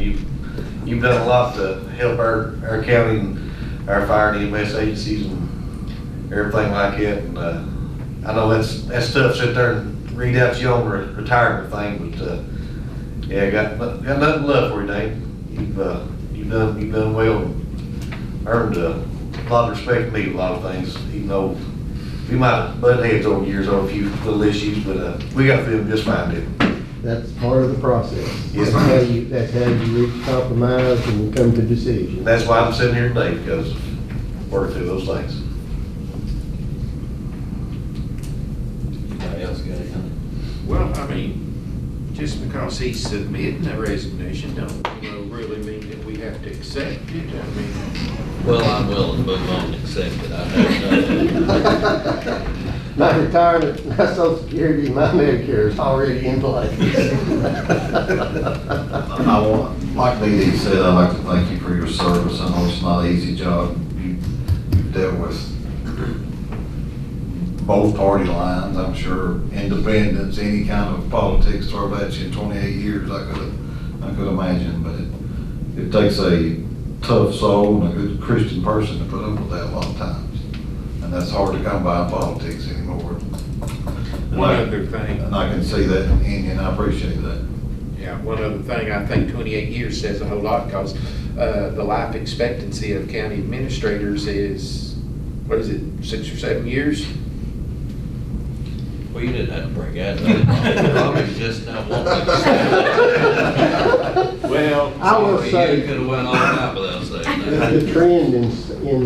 The trend in Southwest Virginia has turned in several years. There used to be a lot of turnover. When I started, the dean was in Russell County, and he ended up doing better than 30 years there. But it's stabilized a lot in this area over the years. It used to turn over quite a bit.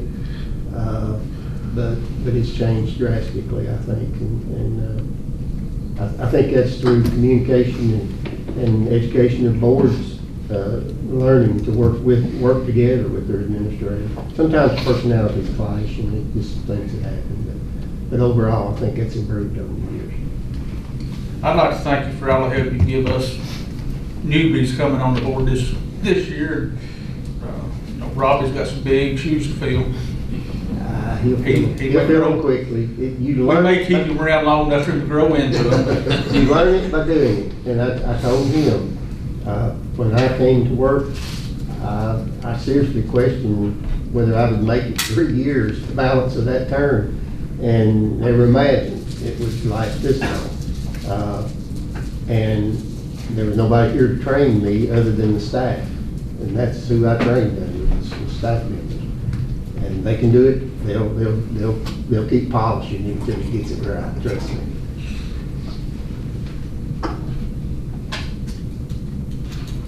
Well, I guess on all that, anybody out there will say something? Rick, if you want to Yes. say anything? Of course, you'll write bad things about him in the paper. He says he has to write in the paper.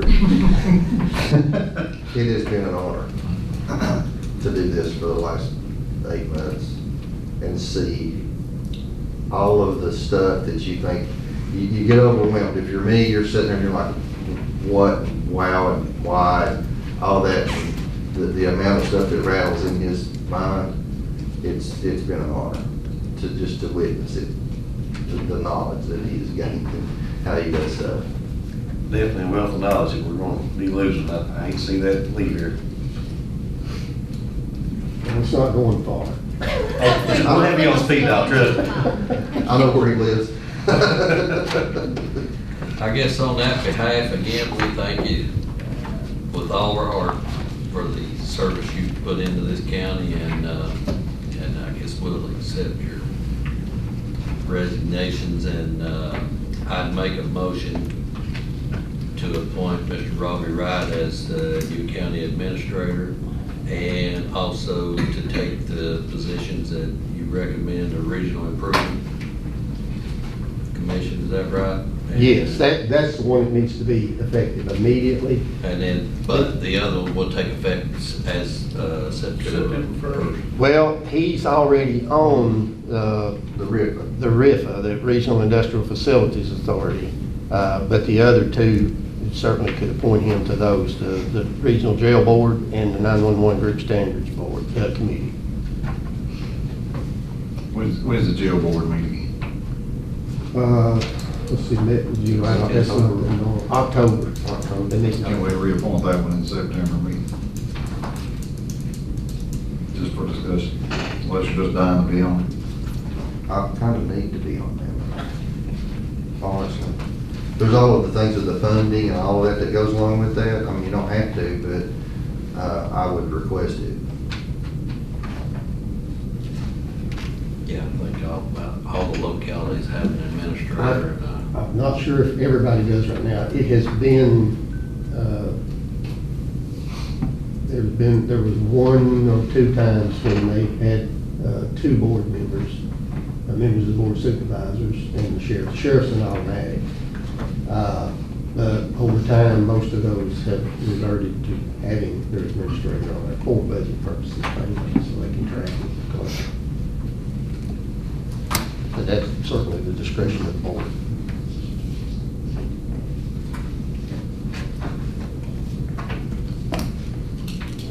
Anyway, I got that motion up there for all that. Okay, as far as the RIFA goes, that actually appointment would be beneficial to appoint Ms. Litton. Yes. To that. I'm already a member. Okay. And that's an economic development board, and I think it would serve the county well to have her on that. So just the Regional Improvement Commission, effective immediately. I'll second. And as you've been the county administrator administrator effective September 1st. Okay, we got a motion and a second. All in favor? Aye. Any opposed? Okay, next we got reports and recommendations of the county attorney.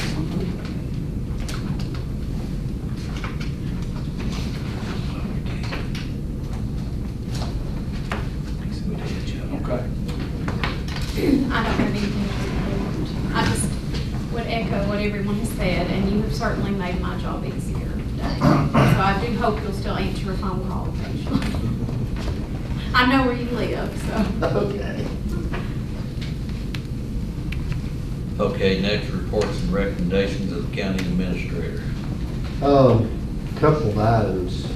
I've been approached by the current owner of the old airport property. There's a state road in the secondary system that still goes up to the old airport. There is a gate at the end of the property. He's the only property owner that needs access to that. The county also has about a 1 acre tract left up there that we reserved when we had county radios up there. The radio system was partially up there. I talked, and this gentleman has requested that the board consider abandoning the major portion of that road.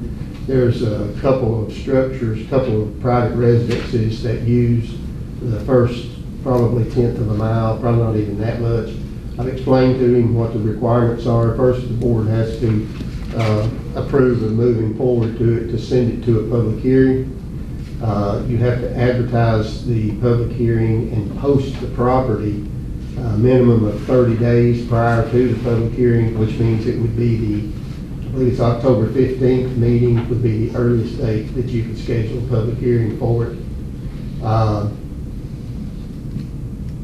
He will have to make, and we'll work this would have to be worked out with VDOT for him to provide an area where they could create a turnaround for their trucks. That's the only way they have to have space at the end of any state maintained highway to have a turnaround for their snow plows and any other maintenance equipment that needs to turn in that area.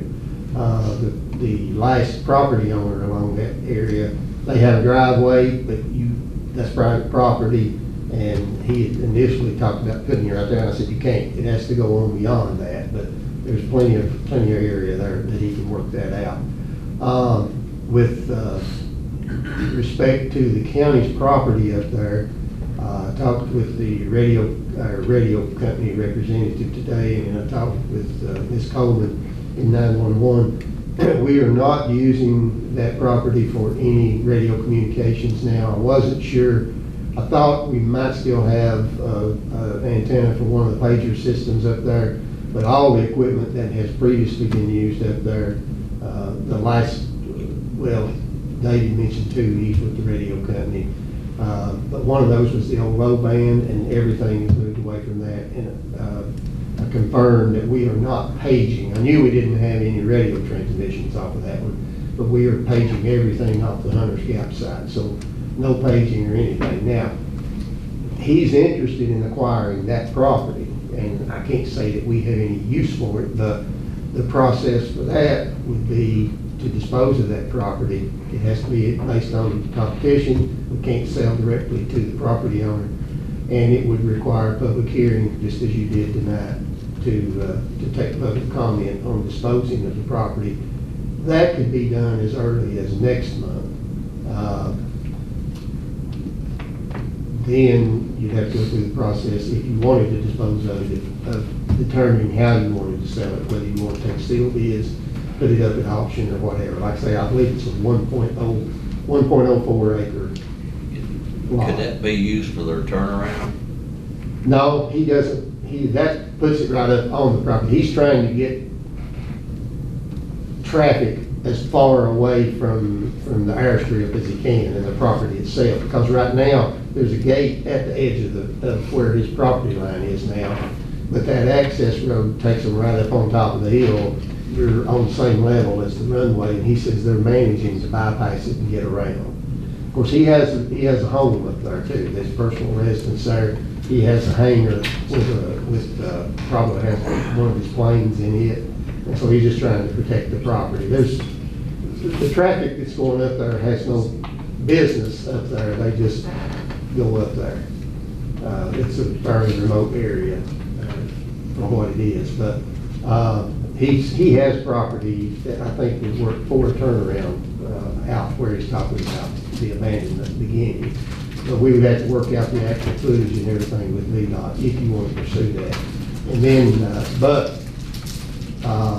if the property, if you have not disposed, or you choose not to dispose of the property, or if you have not disposed of it at the time that you begin the process for the abandonment, we would want to reserve a right-of-way solely for the county across that road, because there's no other access up there. And until you determine if you do dispose of the property, if he is not the successful bidder on it, then you would have to preserve access to whoever the successor owner of that property would be. So that is a caveat. If the property issue is resolved before the abandonment, if it's approved, then if he acquires that property, then you could abandon it outright and not retain any right of way. So I just want to bring it to you for what the pleasure of the board is on scheduling. And as far as the paging goes, we're paging off of 155, 160 right now, off of Hunter's Gap. And we're currently having some issues in the town of Pennington Gap and the driving area about receiving our pages when it comes to being paged up for fire and EMS calls. And I would myself like to reserve that property up there we have another channel that's 155, 295, because we have a radio link on top of the courthouse here that goes down to the Hunter's Gap Tower. And pursue the possibility of later on changing Dryden and Pennington's paging frequency to the 295 to fill in the gaps, because right there in the middle of town at Leland Field, we do not hear none of our... It's a deep pocket right there. Yeah, we hear none of our pages. Well, yeah, I mean, you know. My concern is, I don't like closing roads unless it is the property owner has it all. That's my concern. Somebody else might come in and, have that property down the road, and they might want to use that for something up there. And then, well, he has acquired all of the property constituting the runway. There's one that is not showing in his name on the commissioner's books. It's only a portion of the runway in the middle of it, and it doesn't cover the entire runway. And I don't know, he indicated that he had control of all of it. I need to confirm with him whether he has a lease agreement or if he's acquired it and hasn't filed the deed yet.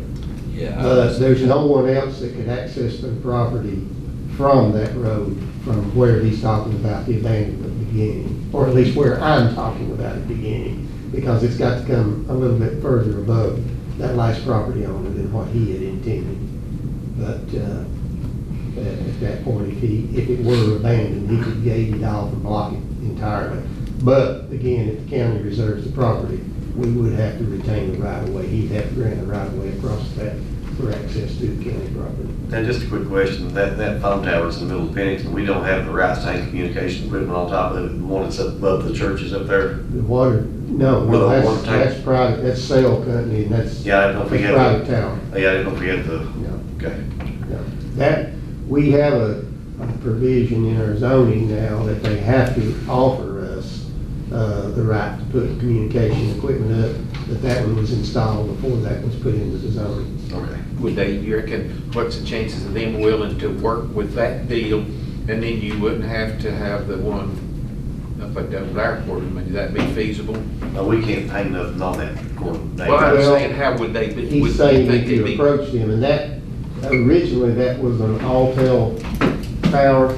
it was. It was now, it's now, I mean, that's not, AT&T is the equipment on there now. Now, whether it's their tower or not, I can't say. sometimes they have companies that build those towers and they lease from those companies. Sometimes they acquire the tower, sometimes they don't. So we would have to find out whether we would be dealing with AT&T or with them, and then depending on what height of the tower is and what space is available, they want so much separation between them. It may or may not do the job, but it's something we'd have to look at. Yeah, I'd like to look at, do some research on it for a little later. That You know, means- since the county has went to all the communications, has went with the AT&T. Yeah, I They think might that. be willing to. Yeah, we just gotta get the two parties together, two different divisions.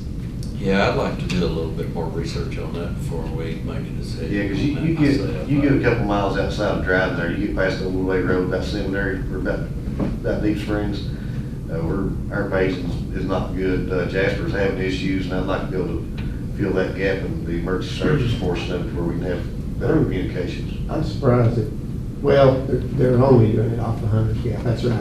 Yeah. I started saying if we were bouncing the page signals off the repeaters, I would think Dryden would pick you up there. I mean, the Keokee would pick you Now, up. talking on the digital side, yeah, they revert to the Keokee Tower, and it does great in a lot of their areas. In the other areas, they can, like coming down Dry Creek and all that stuff, Jasper Road, they can get the Hunter's Gap, does great. Do you know if there's any issues in the west on their paging? I think there's still just a spot or two, but I don't know how we'd overcome part of that. Okay. I thought it may be something we may want to consider if we're gonna have, because we don't have any equipment in Pennington now that would work. Right. If we're gonna have to buy equipment, you may wanna look at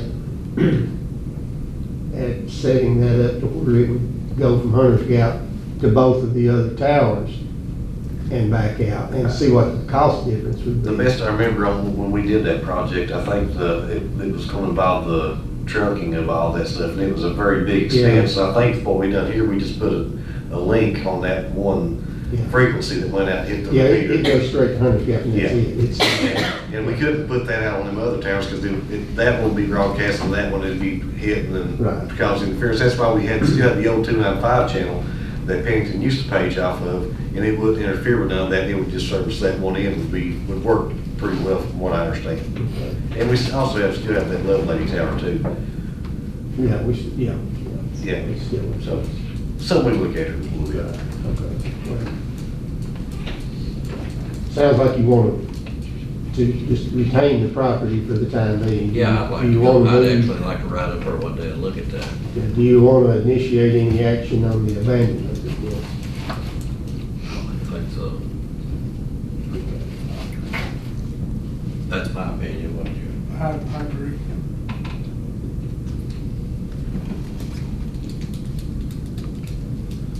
Is there residents up there at the airport, old airport? He owns the house that's up there. He owns the only house on the old airport property. Is it occupied though? Well, he stays in it, I guess, when he's here. Yeah, I see him out quite a bit. I've talked to the guy.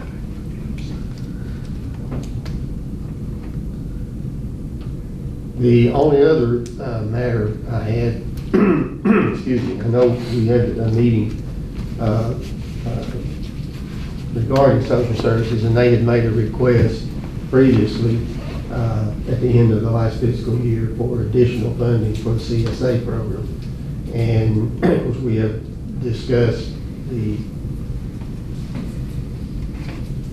ramifications of not providing additional funding enough to pay the bills. Now, Michelle and I had a discussion today, and I think you may have some information regarding your budget for the current year at least, or your current expense issues. And I think you said you've seen some relief on that your expenditures are a little bit less than what you had anticipated. That's correct. The CSA, we still are trying to finish out the fiscal year. It ended June 30, and we have until the end of September to get all the bills to come in and get it paid. I think we will probably have that done by the end of the month. Our CPMT meeting is on Thursday for the approve it, but I do think it will be substantially less than our anticipation. We had one child who was in a very expensive placement, which ended up getting moved to a different placement. And that one placement was approximately $60,000 a month. So we have moved that child based on circumstances, and I do think it will be substantially less than what our estimate was for the fiscal year '24. With that information, and with them having the 90-day after the end of the fiscal year to clear that, I would recommend that you do visit this next month, and you provide. Yes, sir. Provide the numbers to Mr. Wright of where you're actually at, and that gives the board some time to consider that as additional funding. So, I would anticipate we'll have those available by the end of the month. And I'll provide those to the county administrator's office as soon as we can finalize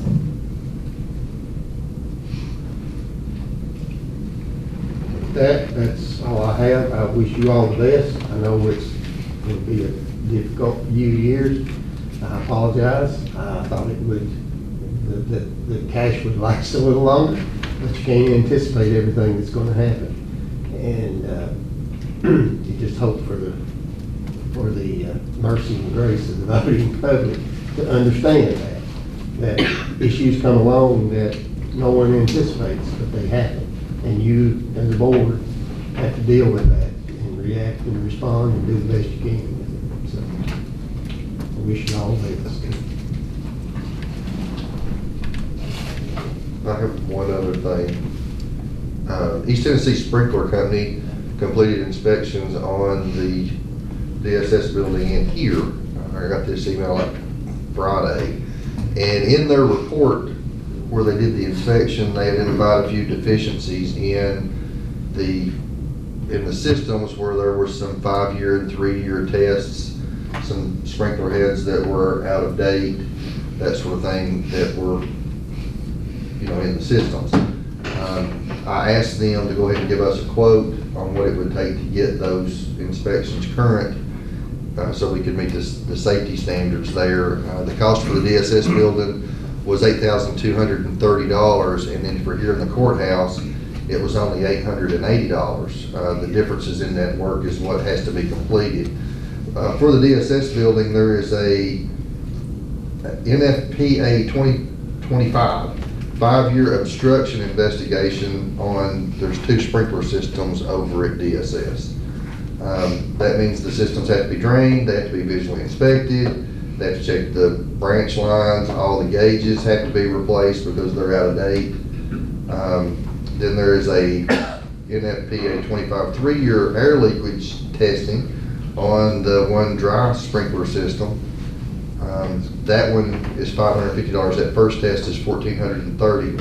And the big expense here is to measure and replace 12 outdated dry top pendant sprinkler heads. They're dated in 2006 and they're over 10 years old, and you're only supposed to get 10 years out of them. So actually those should have been replaced sometime in 2016. The deal is they can replace them with new heads, or the other option, which is cheaper, is they can take 4 of those heads at random, take them out, have them inspected. They cost, he said it was like $800 a piece to have them inspected. So that's $2,400 that you're in. And then if they test well, then you can put them back in.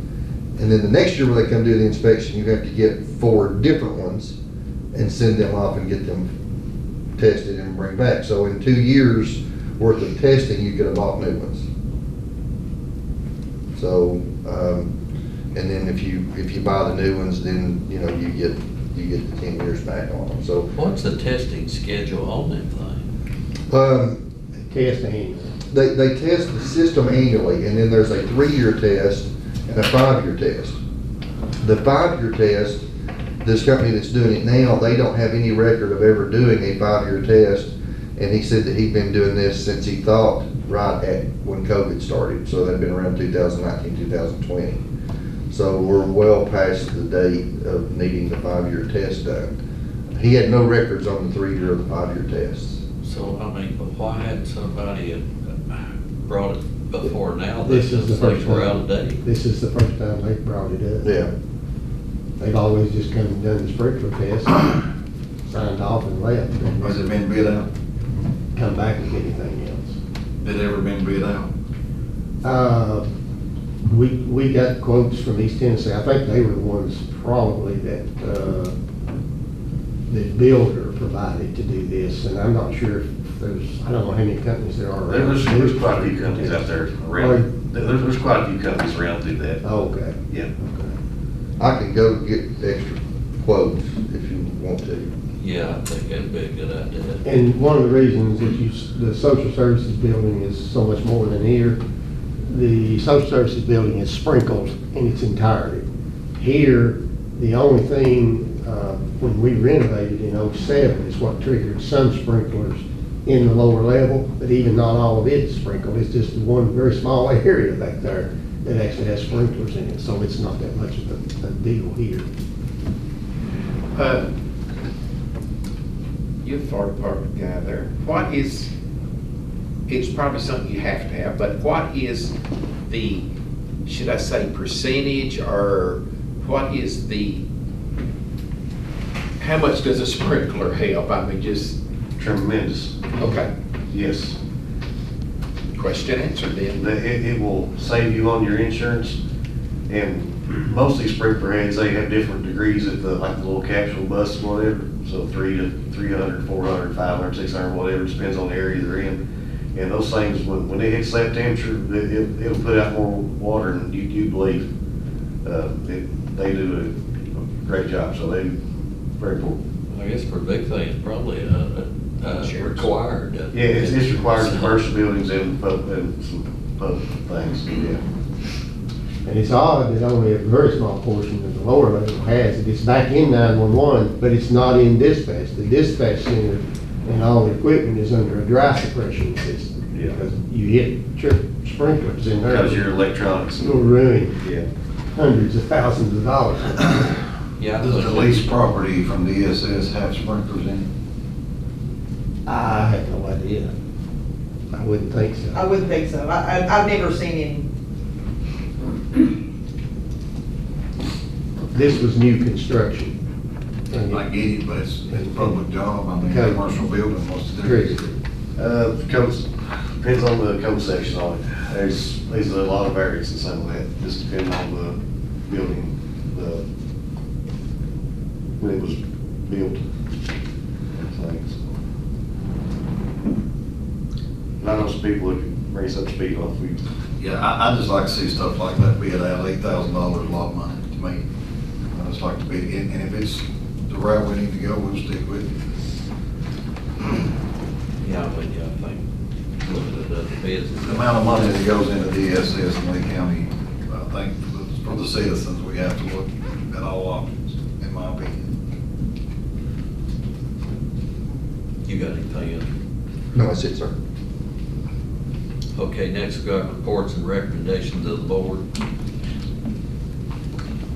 You got anything, Mike? Other than thanking Mr. Poole, which we've already done, I would like for us to meet with the EDA people at some point. Don't know when. We've been here 8 months. We haven't had a discussion with the EDA board since I've been here. Whether it be a joint meeting, something, I think we gotta make a move for economic development in this county, one way or the other. Joint meeting, anything, I'm just up for options. Can we set one up for sometime, say, last week, September, first week of October, or something like that, maybe? I'll make it Or work. what's their regular? They meet on the first Thursday of the month. That's their regular meeting schedule. So that'd be on the, 3rd of October, if I'm, well, I can't tell which way that calendar goes. I can't read that far across the room. yeah, it looks like the 3rd. I'm good with that. Yeah, they'll meet in September. We can recess to then if you want to. He's saying the end of September, 1st of October. Yeah, from the September meeting. I've just got a lot of questions to ask. Well, it's a good, I mean, it's a good thing to do. Yep. She's got 2 corrections, hard to say. And we, like you say, we can recess from September meeting to that. October 3rd at what time? They meet at 6.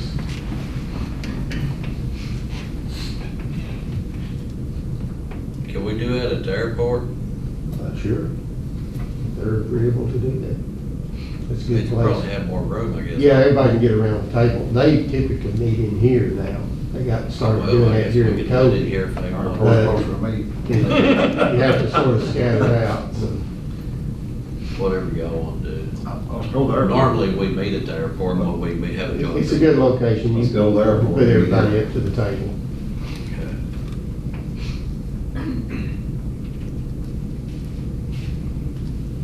Anything Two things. Mr. Poe and I, Dane, Gary has got in his, from over, has got in his budget a lawnmower toward the end of the year. But we talked about this, that if we was to buy a lawnmower, send it to, it would have to stay at the airport. We can get one down there for 50 cents on the dollar, a lawnmower, I think. Am I right? You can make an application to Department of Aviation, Virginia Department of Aviation, for equipment. It's 50/50. And so, depending on what equipment you want to buy, they would typically. Can the airport not buy their own lawnmower? It's your airport. It's your facility. They're making money selling fuel down there, can they not buy a lawnmower? Pardon? I guess he's talking about the airport board. That's what I'm talking about, the airport board. Well, it's the county's property and the county mows it. And the fuel is sold by the county, not by the airport authority. So it's county funds, all of it? Yes, Property. the airport authority doesn't have any of the revenue or anything out of the city. And do we need a new lawnmower? Well, They mow it now. the point I was getting at, if I'm we- asking the county administrators, do we need a new lawnmower? Well, we don't have one down there. We've never Somebody's had. mowing it. The county Public Works Department keeps it mowed. Sure. They're using their mower for that. What Roger is proposing, I think, or Mr. What else is that, you get one, but the caveat with getting funding from DOAB is that that equipment has to remain on site. You can't take it to other places and use it. It's dedicated to airport use. So we're gonna buy a lawnmower that don't belong to the county, you're saying, or we can't use it elsewhere? You can't use it elsewhere. It has to But be used at the airport. the idea, the thinking is, it's gonna stretch the life of these other two lawnmowers a little bit longer. You don't have to load a lawnmower up in a trailer. One person can go down there and mow it in a day's time.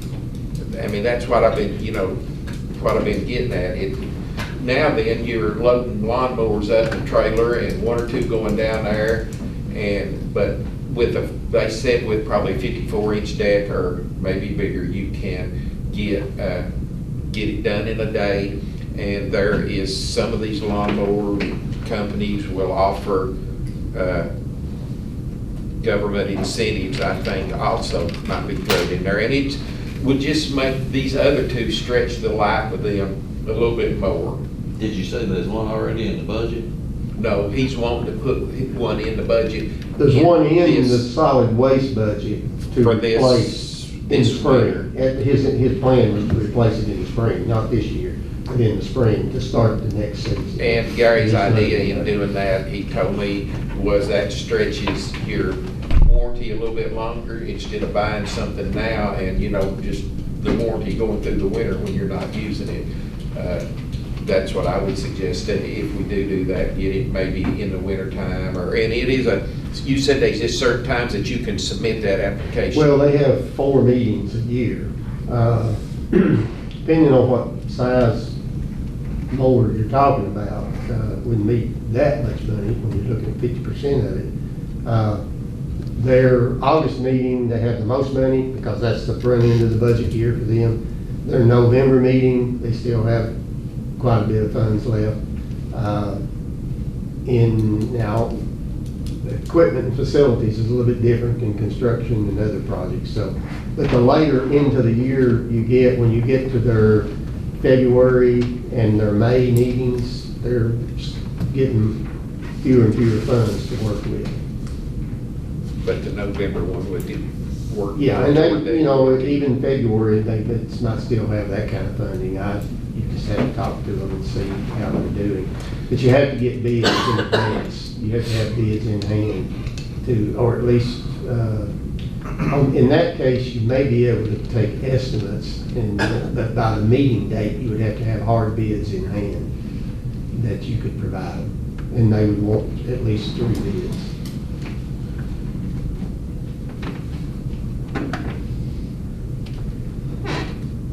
Now, would that be with the expectation that you would still need to buy another mower? No, what I'm thinking is a lawnmower's not like buying a garbage truck or something that you've got to put an order in a waiting period. I mean, with a lawnmower, I'd say run these 2 till the wheels falls off of them, and then we go buy one. That's what we should have been doing anyway. Well, why you buy one if you don't need one? Well, I mean, I didn't make that request, but that's what I would say too.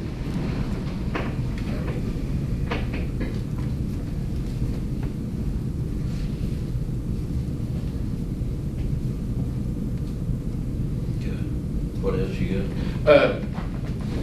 I've talked to Dane and Robbie. There is a gentleman, he comes through here very regular.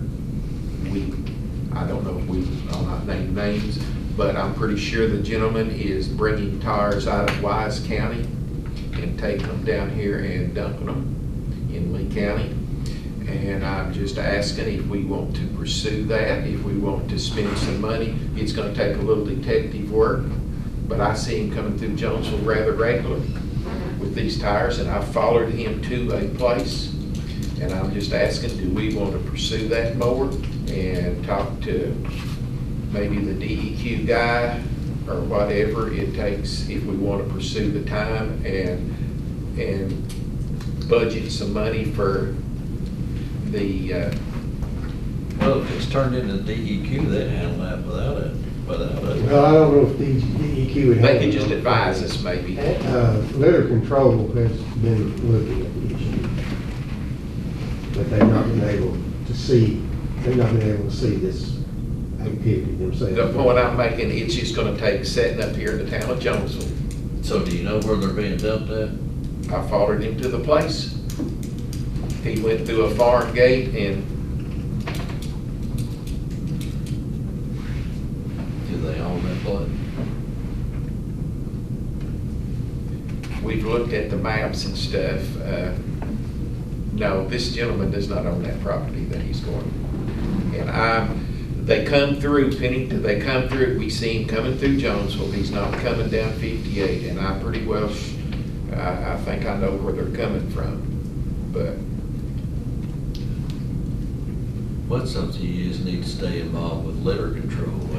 Well, I guess what I'm trying to say, do we want to appropriate some more money for him to do the overtime setting up here and? They get Well, according to, let's go back to their report, sir.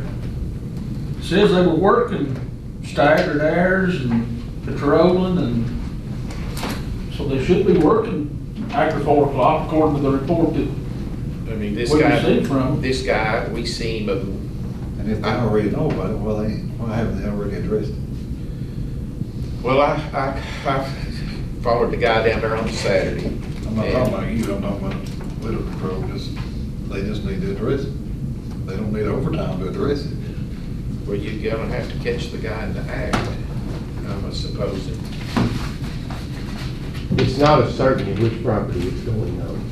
There's 2 or 3 tracks. Don't know if that's a right of way he's going. Right. There's 2 or 3 properties that could be accessed off of that private road. And none of it's visible from the road. Well, it sounds like that's more of something that Alan needs to be anyway. And then I would think that if he needs to come to us for advisement on what he needs to do to take more action or whatever, would probably, that'd be his call. But like I say, it's just gonna take That's seven why we here think in the town of Jonesville the litter control office. to catch the guy.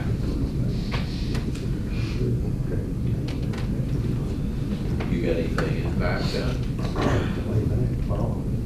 Y'all got anything? Gotta go and Yeah. close. I reckon so. You got anything? Yeah, I got a lot of concern from the people in my area about the dump sites being limited hours on Sunday. And a lot of the site workers, I've received a lot of pictures from how the sites are being left on Sunday and Monday mornings with a lot of trash being thrown out there. Received a lot of phone calls and things about it, and I've seen it myself. I'd like to make a motion to open the sites back at full hours on Sundays. If that's possible. You talk about back to the normal hours of what they were. Yes, sir.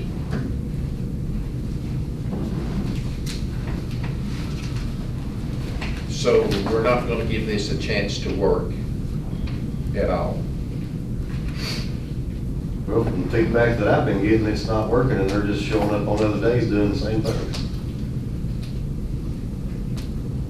And it's been for my area, it's been more of an inconvenience than it has anything. It's not helped anything from the site workers I've talked to, and that it's been, for a lot of the citizenry, it's been more of a burden for them to get out and do things, to do work schedules. This past Sunday, yeah, I mean, it was horrible driving. It was overflowing out the Big Bend, just everybody, you can't even get in there because everybody's trying to rush in to get in there before they close. And we don't have a turn lane, the pull-off lane to even get to our site, and they're turning right out the slow lane in there, and there was 15, 20 cars lined up, I mean, out through there, and it's posing a little bit of issue. At 3 o'clock on Sunday, there was 4 cars waiting to get in there because they couldn't get into the dumpsters because of just stuff thrown everywhere, people in there.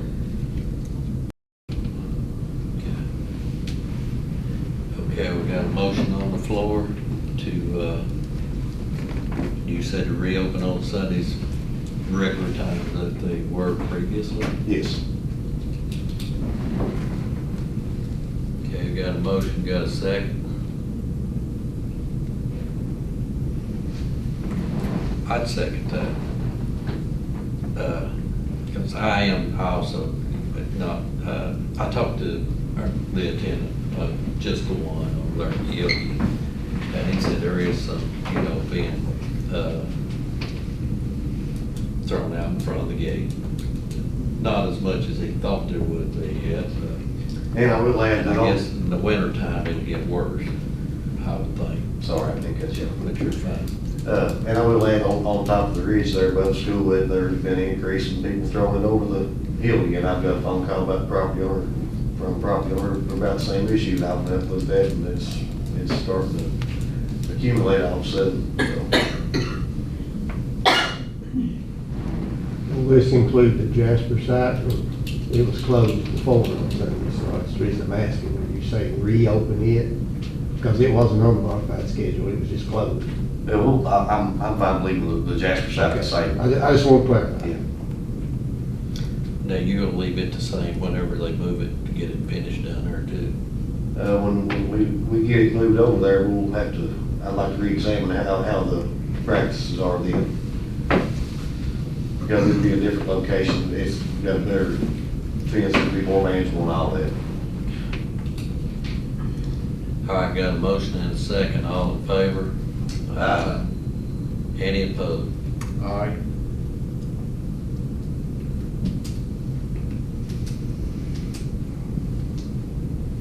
Okay, you got anything else?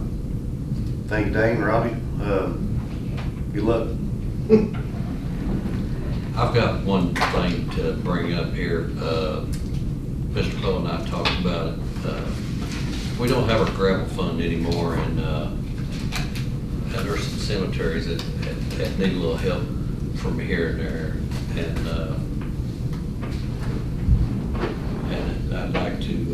make a motion to be able to create just a fund just for that. Mr. Poe, you'd probably be better informed on which fund would make that. Well, it would go under Board of Supervisors. You just put a starter amount if you want in there, whatever amount you want to consider to put in that.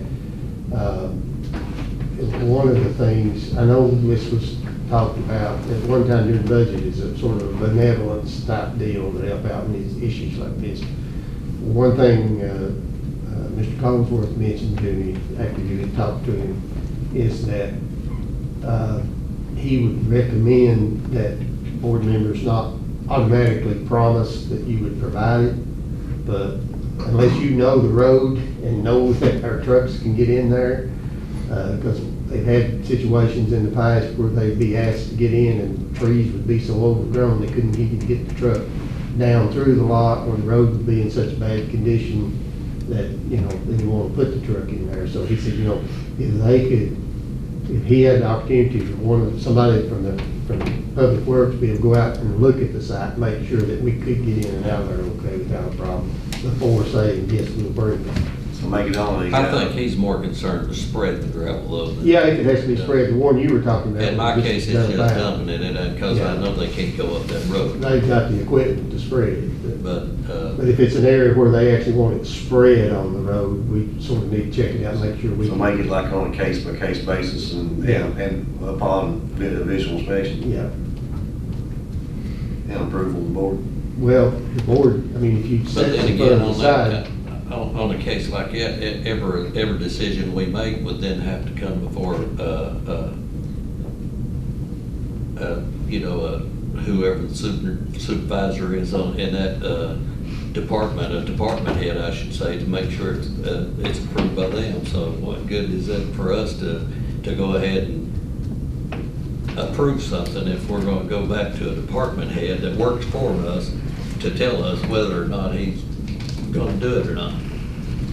But all I say is. I understand the safety. If they turn the truck up and you got a $10,000 deal. I think anybody up here's got enough sense to know that you're not gonna send a truck in a place that it can't go. Well, I say, just be sure to check the side out. Those are the type things right there that I don't appreciate that. First of all, I don't appreciate that. What you're saying, if they work for the county and they get a directive from the county, they need to. Well, the fact that you question your judgment on, you're gonna send something that you're paying big money for into a place that it can't go. Correct. To me, I take that as personal insult. So the But anyway. miscellaneous fund in the budget, could it not be pulled from there? Yes. And that amount was how much? There's 25,000 in board miscellaneous. As a board, let's miscellaneous just, contingency. if you want to do that, three of us vote, let's do it and get it done right. Miscellaneous funds, that's $25,000. Well, that's not under Board of Supervisors. The Board of Supervisors miscellaneous is 5,000. Good enough. Whatever it is, we can change it to 25 if we want to, but that account could be used for something like what you're talking about. Yeah, and it's very rare that it'd be used for that. Exactly.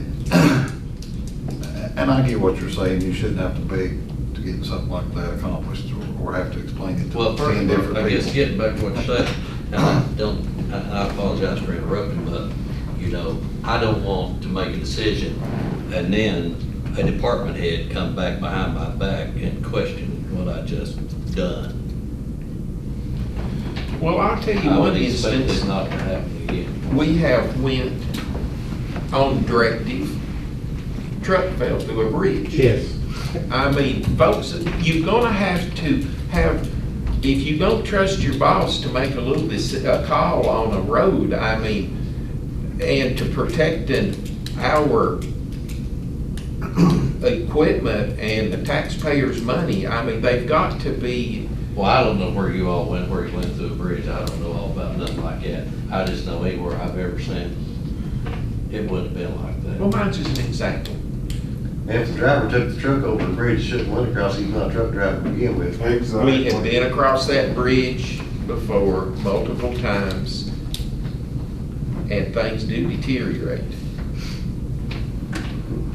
But anyway, getting back to that fund, how did you want to word that? It's basically, you're using a miscellaneous funds to do that stuff with. Do you need wording? Yeah, no, it'd just be to authorize the use of board miscellaneous line for benevolent gravel So moved. at the supervisor's discretion. Got a motion and a second, all in favor? Aye. Any opposed? Abstain. Who seconded that? Well, Dee Dee made the motion, and I Oh. think he counted Mike's motion as a second. You can do it either way, don't you? Yeah, okay. Okay, that's all I have. All right, I make a motion, we go in closed session under 2.2, 3711, reporting personnel.